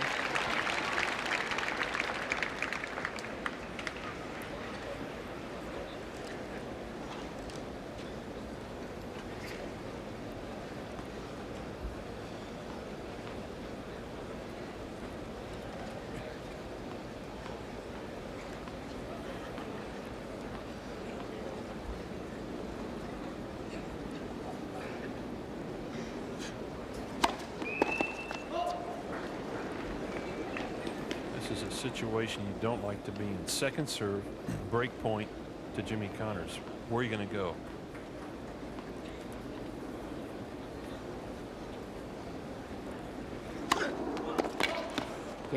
Not there. That was way long. A double fault gives Connors another break, and he is now up 4 games to 1 in the third set. Now live at the stadium court, National Tennis Center, just outside of LaGuardia Airport and Shea Stadium. And for Jimmy Connors, it's been almost like a home court for him too. This young man came out here tonight and said, "I'm not going to be intimidated." Bryan Shelton winning the first set, 8 points to 6 in a tiebreak. But since then, it has been Jimmy Connors' night. Well, I think Shelton probably played about as well as he could play at this point in his career in that first set. Barely won it in a tiebreak, as you said, Ted. But now the question is, can he somehow pull things together and get back in this match?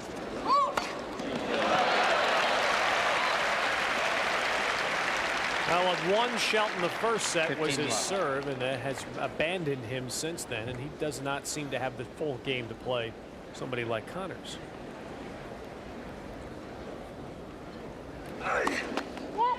First. Shelton won the U.S. amateur title back in 1985 at Kiamisha Lake in New York.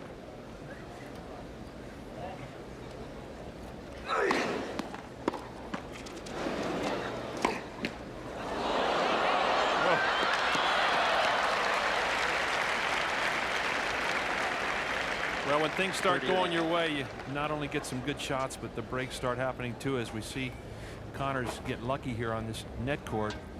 Ball hits the top of the net. Jimmy right into it. Gets another net court, but this one very tough to handle.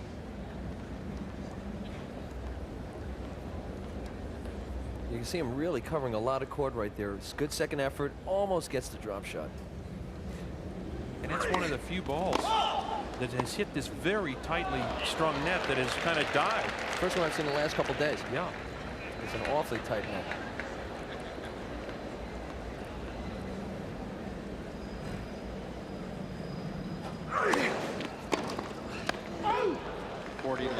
Well, the beauty of this singles net, as you can see, those are permanent singles poles that go down into the concrete here. And most single stakes are temporary on a doubles net, and so it's a lot easier to have that net strung tightly on this kind of a situation. Also, Vitas, it's another difference between this center court, the stadium court, and the field courts out and back, that they have the permanent poles here. Just a little subtlety, but it's different. Oh, this one's a little bit easier to go around the net post with a trick shot. Oh, just wide. Look at Shelton. He can't believe he thought he'd hit a winner. Instead, Connors is now up 5-1 in the third set.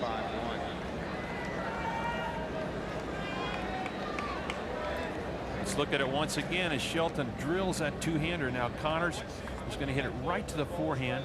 He starts to come in. Shelton goes for it. Thought he had the clean winner up the line. What's the reaction now from Shelton? I don't believe it, he says. Thought he hit a winner. So now Shelton's serving, needing to hold serve to stay in the set.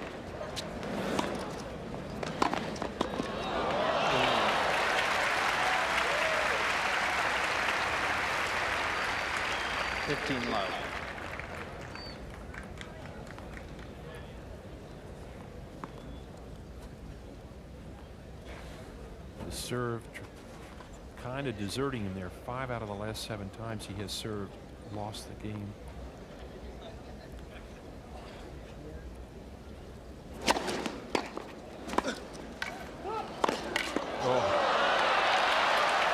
What a get by Connors. Shelton's getting something to snap back into his serve, but Jimmy is right on top of those service returns right now. He hit those last 2 balls awfully hard. Shelton, good delivery, nice snap. Look at it get way up on Jimmy's shoulders, but Jimmy just pops a good return and waxes one cross court. Just a little bit too much pace for Shelton. Didn't stay down on the volley. Vitas, you talked about classic Connors. To me, that's one of the great things Jimmy does is when he lunges on that forehand, you can't tell whether it's going cross court or up the line. And it comes off like a BB. He is getting that first serve back here in this game. 30-15.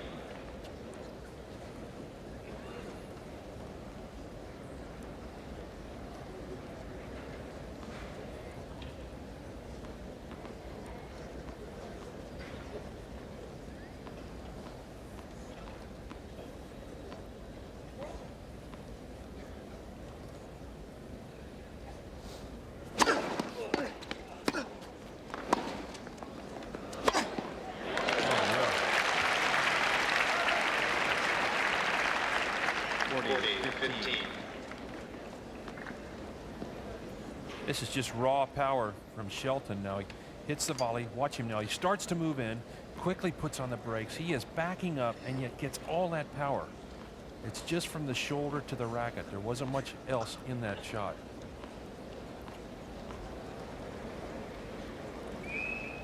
Break, please. Just as he's ready to swing, there's a whistle.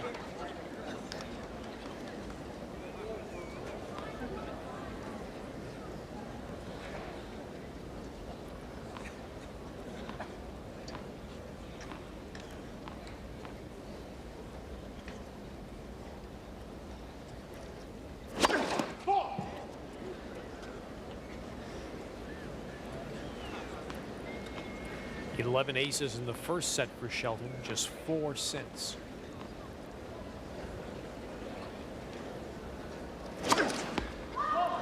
And a double. 40. It's a big, big serve on a second serve. 8 double faults for Bryan Shelton thus far.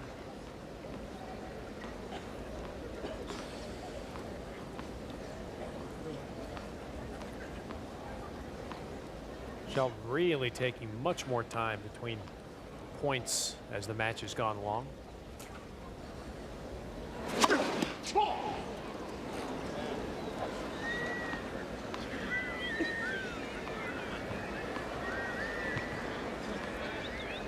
Don't you love it? There's a center service lines guy right on that line. And there's 15,000 people thought they saw it better than he did.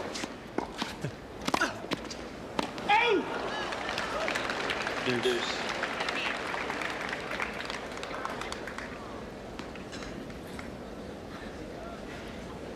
From a look of confidence to a look of concern, bewilderment for Shelton.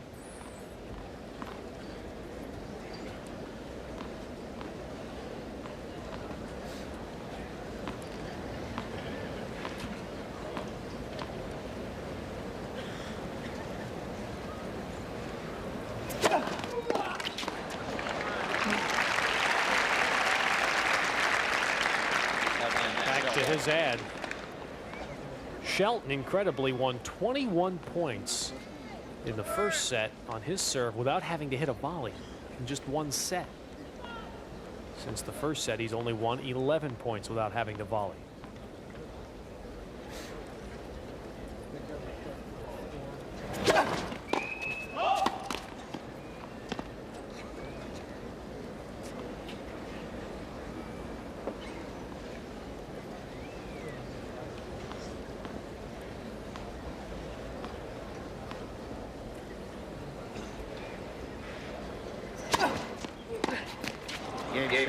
And Shelton hangs on, holds his serve, but it will still be Connors serving for the third set when we return.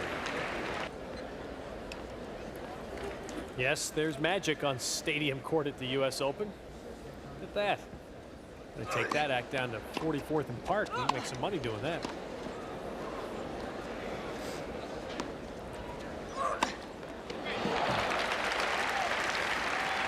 Safe play by Connors, letting that ball drop. Connors serving to take a 2-1 advantage.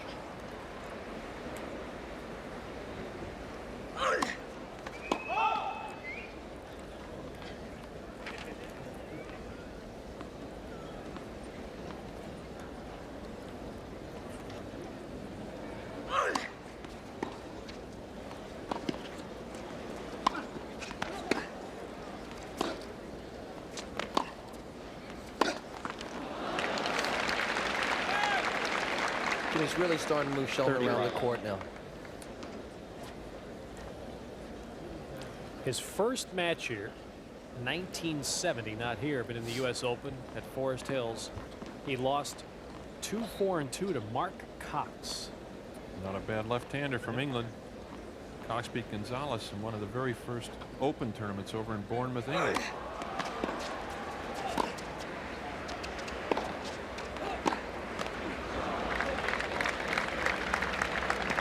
Well, the winner of this match takes on Andres Gomez, a tough left-hander. And should Connors win this match, a lot of people will remember the year when He and Gomez put on a great show out here. 1981 in the round of 32.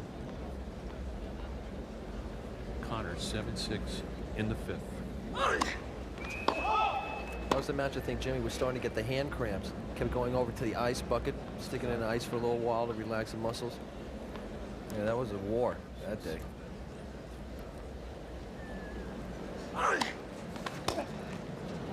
It sounded like a broken string. It was. Vitas, have you ever played a big point where you break the string, the ball's in play, and you say, I got to keep playing this point with this bloody racket? And I used to make a beeline for the net because you really don't want to hit a ground stroke because you have no control over the ball. So that's why you'll see players charge the net as soon as they hear the string pop, no matter where they are on the court. Just in the case that the guy, happens to hit it right back to you, and you might be able to pop it back over. But you have no control for a ground stroke. It's a helpless feeling, isn't it? Yeah, and now with these large, oversized rackets, you see a lot of strings being broken, a lot more often than when we were playing with the old wood rackets. You actually played with a wood racket? That is old. I still play with a wood racket. Mature still plays with a wood racket.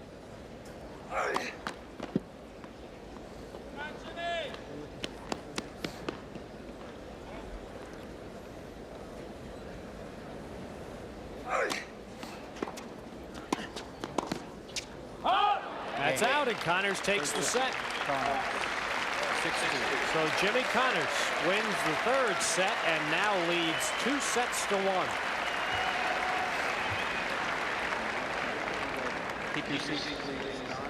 No changeover. Bryan Shelton will serve. 2 hours and 14 minutes of tennis, and Connors barely breathing heavily. But basically, Jimmy has just slowed this youngster down. There's no question about it. Had Shelton continued to play at the pace and hitting that many aces as he did in the 1st set, we would have a different story on our hands here. But he slowed him down. Well, that's also a sign of having a lot of experience on your side. You know how to control the tempo of a match. The great players just know when to slow it down, when to speed it up. And they tailor a match to their liking, not to their opponent's liking. And he had the specific shot to do it, which was the lob. No question about it. Those lobs definitely changed the pace and shook Bryan up. Well, the lob serves 2 purposes. Number one, it tires the other player out, and at the same time, by pushing him back all the time, it opens up the court. He won't close in on the net quite as closely as he would somebody that just hits passing shots all the time. And that way, you get a lot more lower volleys. It just makes it a tougher play all around.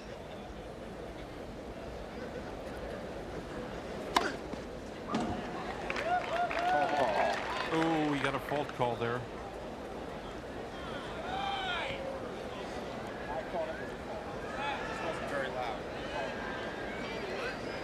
He called a fault. I thought it was a good call.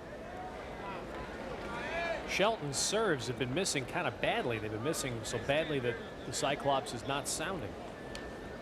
That's what he was questioning there. I think the Cyclops took a snooze, to tell you the truth. It's missed a few in the last 7.5.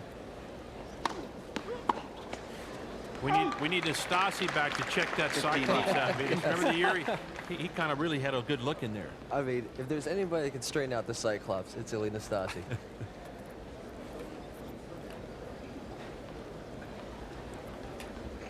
Bet you he could even put a smile on that machine down there.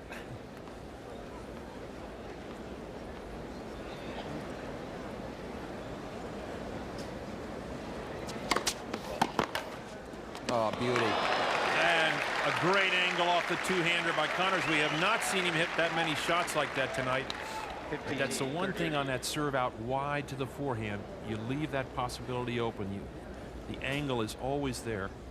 It's a tough shot to make, but Jimmy has the ability to take the pace off the ball and to come around it just slightly. Really makes that angle shot, and it's impossible to play because you have to give your opponent that shot.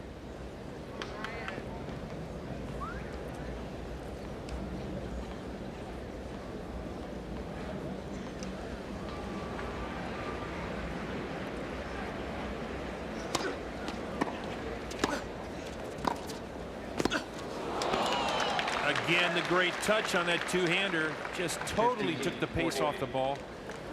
A lot of people say on that kind of a shot, Vitas, that the players are keeping the ball on the racket. A lot of control. I'm not sure. Vic Braden says No way. The ball gets off the racket, but I still think that you can keep that ball on the racket. Well, I think a lot of it's disguise. It seems like it just stays on the racket for such a long period of time because you're waiting for either the lob now, which Jimmy's used all the time, and now he's going to that short little dink shot. So he's using it like a yo-yo halfway through the match.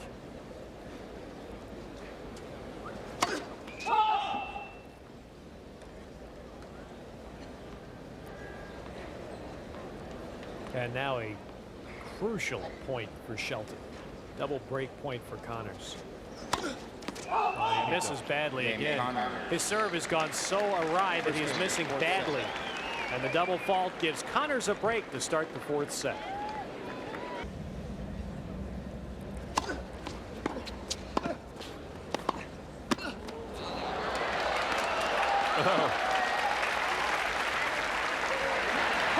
Hi, Jimmy.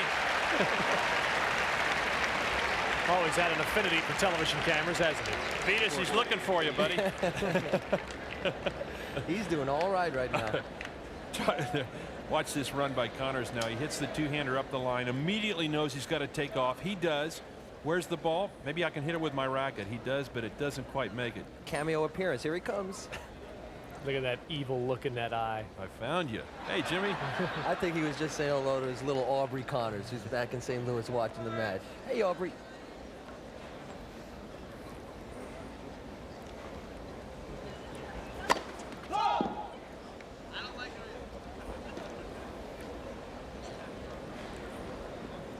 You get your money's worth when you come watch a Jimmy Connors match, don't you?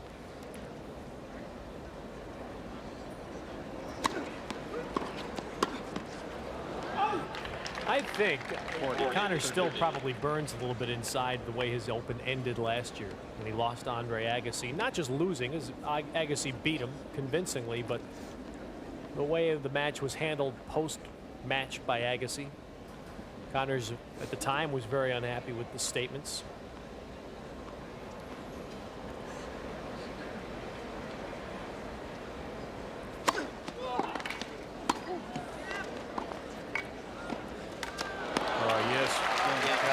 Drop shot. And so Shelton holds his serve to stay alive here in the fourth set on Stadium Court. Yes, the requisite 10 bars of the fight song will follow immediately. Well, I'm sure they'll get a little overconfident and go into Ann Arbor and play a tiny little school called Michigan. That'll be interesting, Ted. Yes, we may have a passing interest in that one, right, Barry? We might have a friendly wager on that game. Well, my alma mater, Columbia University, won't have to worry about playing your two teams.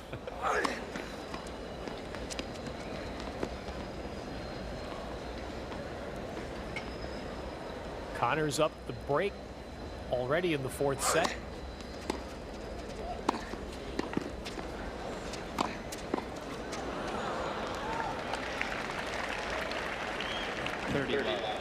Playing with confidence now.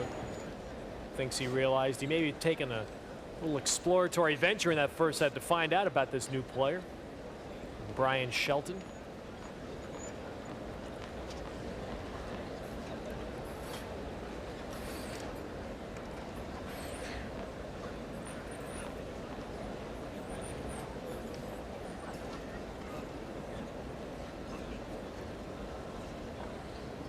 Connors backs off. I'm not sure why. I looked behind the court, behind Shelton, but nobody was moving up there.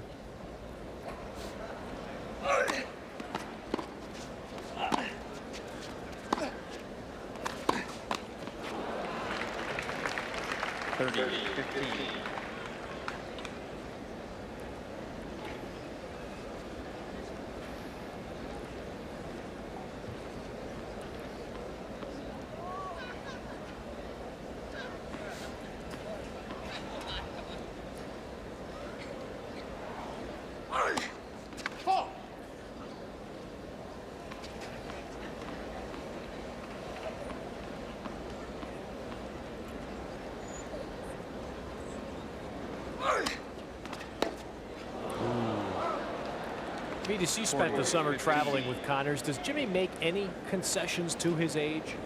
Does he do anything differently than he did as the brash young player who had success? Well, as far as I can see, he still practices as hard as when I played him for the first time 15 years ago. He watches his food, his diet, just like he did before. He's very careful about what he eats, and he's always worried about his weight. He keeps his weight at a specific level all the time. So he really hasn't changed too much, you know. And he thinks mentally sometimes he may slip here or there, but physically he's as fit as he's been in the last 5-6 years. We've talked so often about the draw here. Some pretty good players lurking in case Connors does win this match in his area. Edberg, Gomez, Sanchez, and Andre Agassi. Paddy Connors was nestled in that group in the players' box.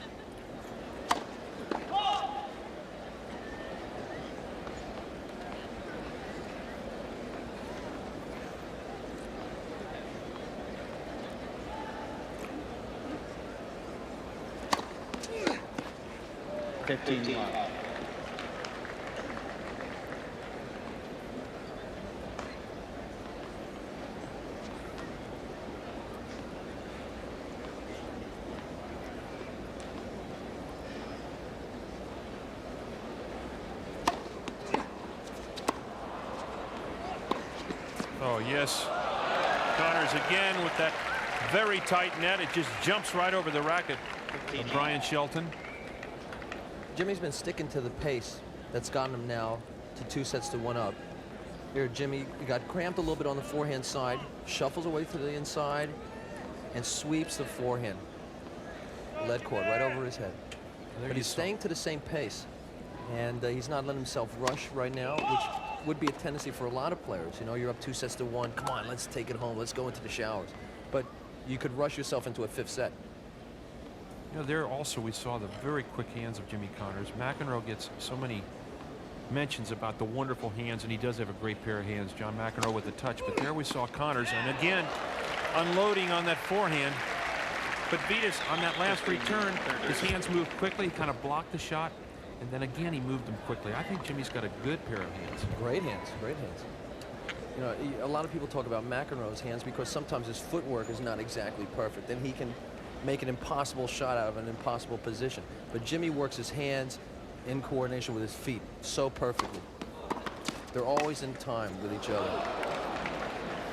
And Shelton pleading with the tape for the same break it gave Connors. Well, also, if your footwork is as good as his, you don't get caught. You don't get caught as often, so you don't have to show the great reflex action or improvise. So that's why they never really mention his hands, because he never has to make a real off-balance shot. Whereas John can make some of the most incredible shots from most incredible positions because sometimes his footwork is not just right.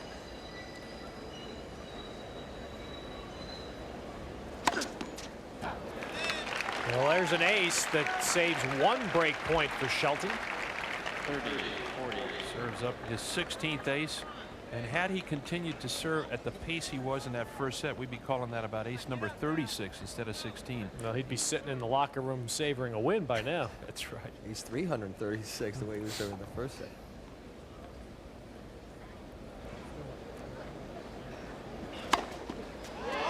Wow. Well, when he needed it most, Shelton found the serve again. He heard Consecutive aces on break points. I think he heard us up here and got mad and said, I'll show you guys.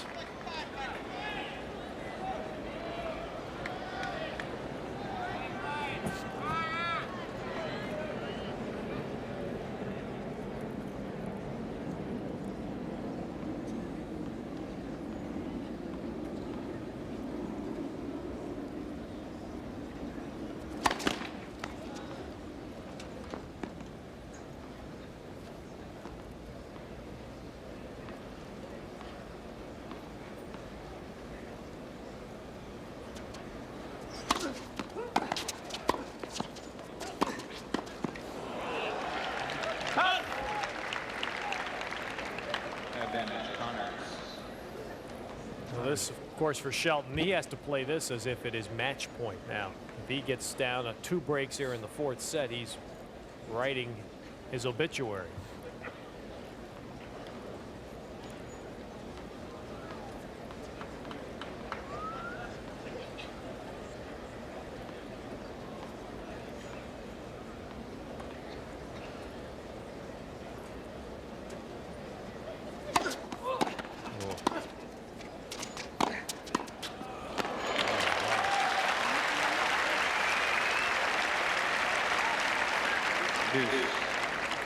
This is not an easy shot because Connors gave him everything he could handle here. A good return. Now Jimmy lines up the two-hander.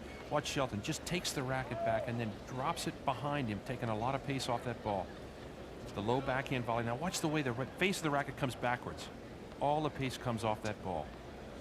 It's such a tough shot to hit because if it doesn't work perfectly, instead of saying nice shot, you can say nice stop. The ball just dies on you.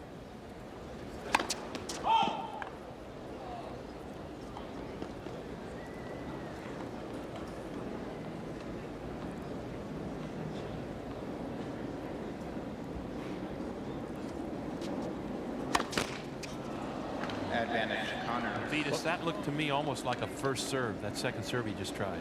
He seems awfully frustrated. You know, Jimmy is, I think, finally broken him down. 12 double faults.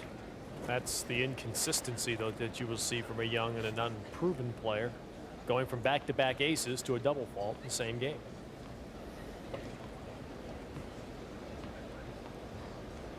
Fourth break point for Connors. First serve. He's put up a good fight, though, Shelton. You know, he showed a lot of talent athletically. He moves around the court beautifully. And he's got a lot of raw talent. He's got the shots.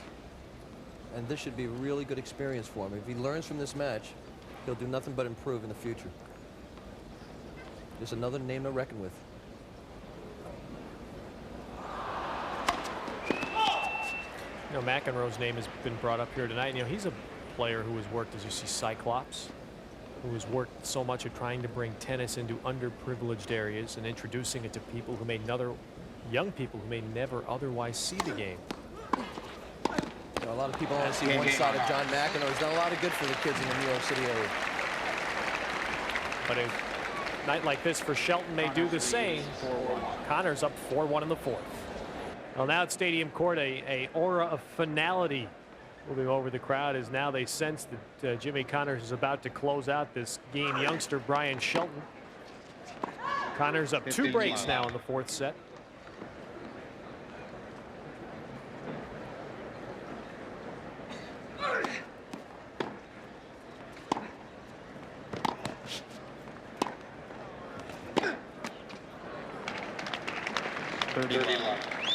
But just to finish the thought from the end of the last game, you know, when we talked about it when Laurie McNeil beat Chris Everett here 2 years ago, when you see a youngster like a Bryan Shelton or a young man, Malavia Washington, a fine college player who was defeated today, it gives the sport of tennis hope that, yes, it can be introduced into areas where it has not been strong in previous eras. No question, Ted. Another guy we probably should mention in that regard is our old friend Arthur Ashe, who has done so much, as Vitas mentioned, John McEnroe has, but Arthur starting that National Junior Tennis League years ago, and thousands of kids around the country have gotten a chance to play tennis that never would have even heard about this game. Oh, yes. Finally, Bryan opening up. This tournament's almost been sort of a celebration of youth. You've seen so many good young kids coming up, and it should be an inspiration to all the young viewers at home of what a little bit of hard work can do for you. Actually, a lot of hard work can do for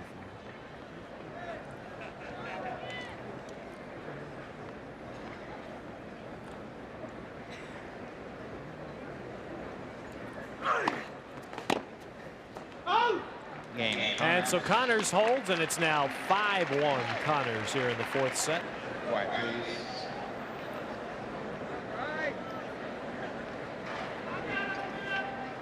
Gomez was a seeded player here last year, ranked 30th in the world now. Thank you.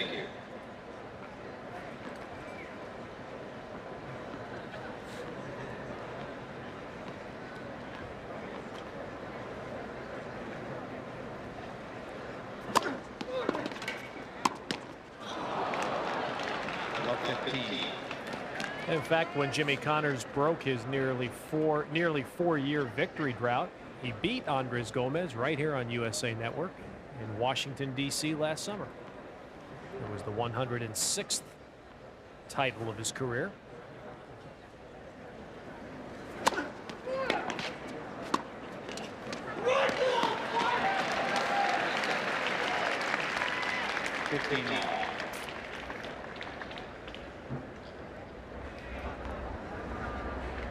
This is where Connors kind of cuts between those emotions. It's interesting. He's got the match pretty well under control, and yet he doesn't want to let his concentration slip away, Vitas, but he wants to have everybody enjoy himself at this point.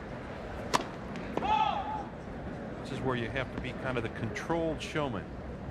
You're having a good time, but you're still concentrating. And not embarrassing your foe.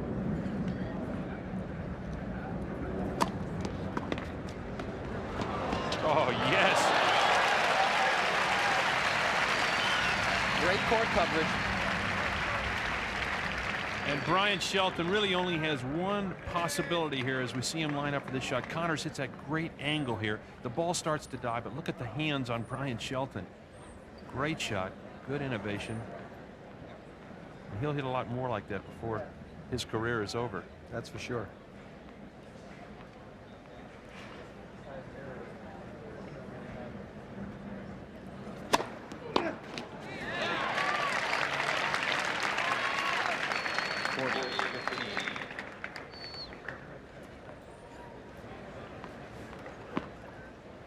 Shelton wanting to ensure that he doesn't lose the match on his serve. He's going to make Connors beat him.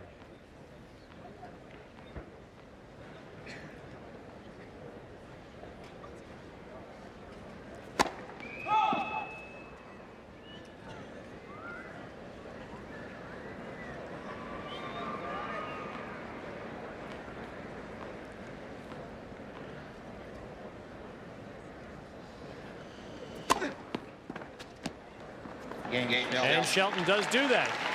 So he does hold his serve, but we'll come back with Jimmy Connors serving for the match at the U.S. Open in a moment. Jimmy Connors serving for the match. And that's good by Shelton. After two Connors shots were on the line on the baseline, Shelton hits the winner. Watch it now, the topspin lob as Connors comes back, tries the bolo punch shot, but it drops right inside the baseline. And we have seen Connors through the years hit that. That's a strange looking shot, but he gets away with it sometimes. The famous sky hook. Exactly. The line score for Connors. And he's now 3 points from the match. It's hard to believe. It seems like this Open has just begun, but you stop to think that at the end of this match, there will be 192 players eliminated from the U.S. Open in singles play. 32 survivors in both draws.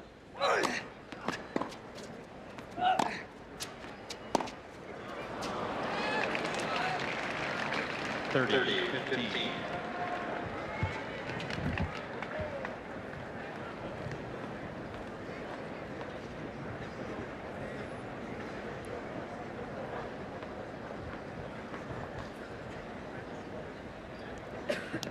There will be 3 qualifiers in that group of 32 if Connors closes this out, which he is now 1 point from doing. Philip Johnson, Paul Harhus, and Miguel Nido, 3 qualifiers in the round of 32.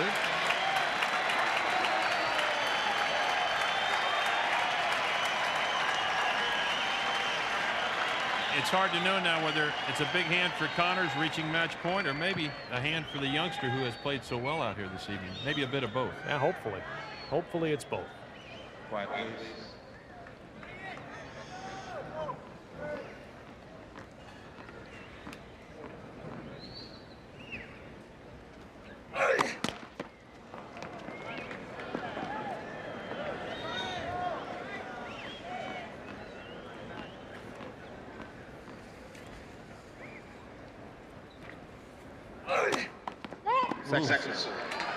Connors taking a big chance on the second serve at 40-15, leading 2 sets to 1 and 5-2. Not a bad time to try that. Try to go for the big one out to the forehand. Sneaky little play. And Jimmy Connors finishes it off and advances to the 3rd round of the U.S. Open and a meeting with Andres Gomez of Ecuador. Patty Connors watching, and Jimmy Got a bag full from the 322nd ranked player in the world, Bryan Shelton, in the first set, but Connors' experience and guile simply persevered and prevailed. Jimmy Connors advances.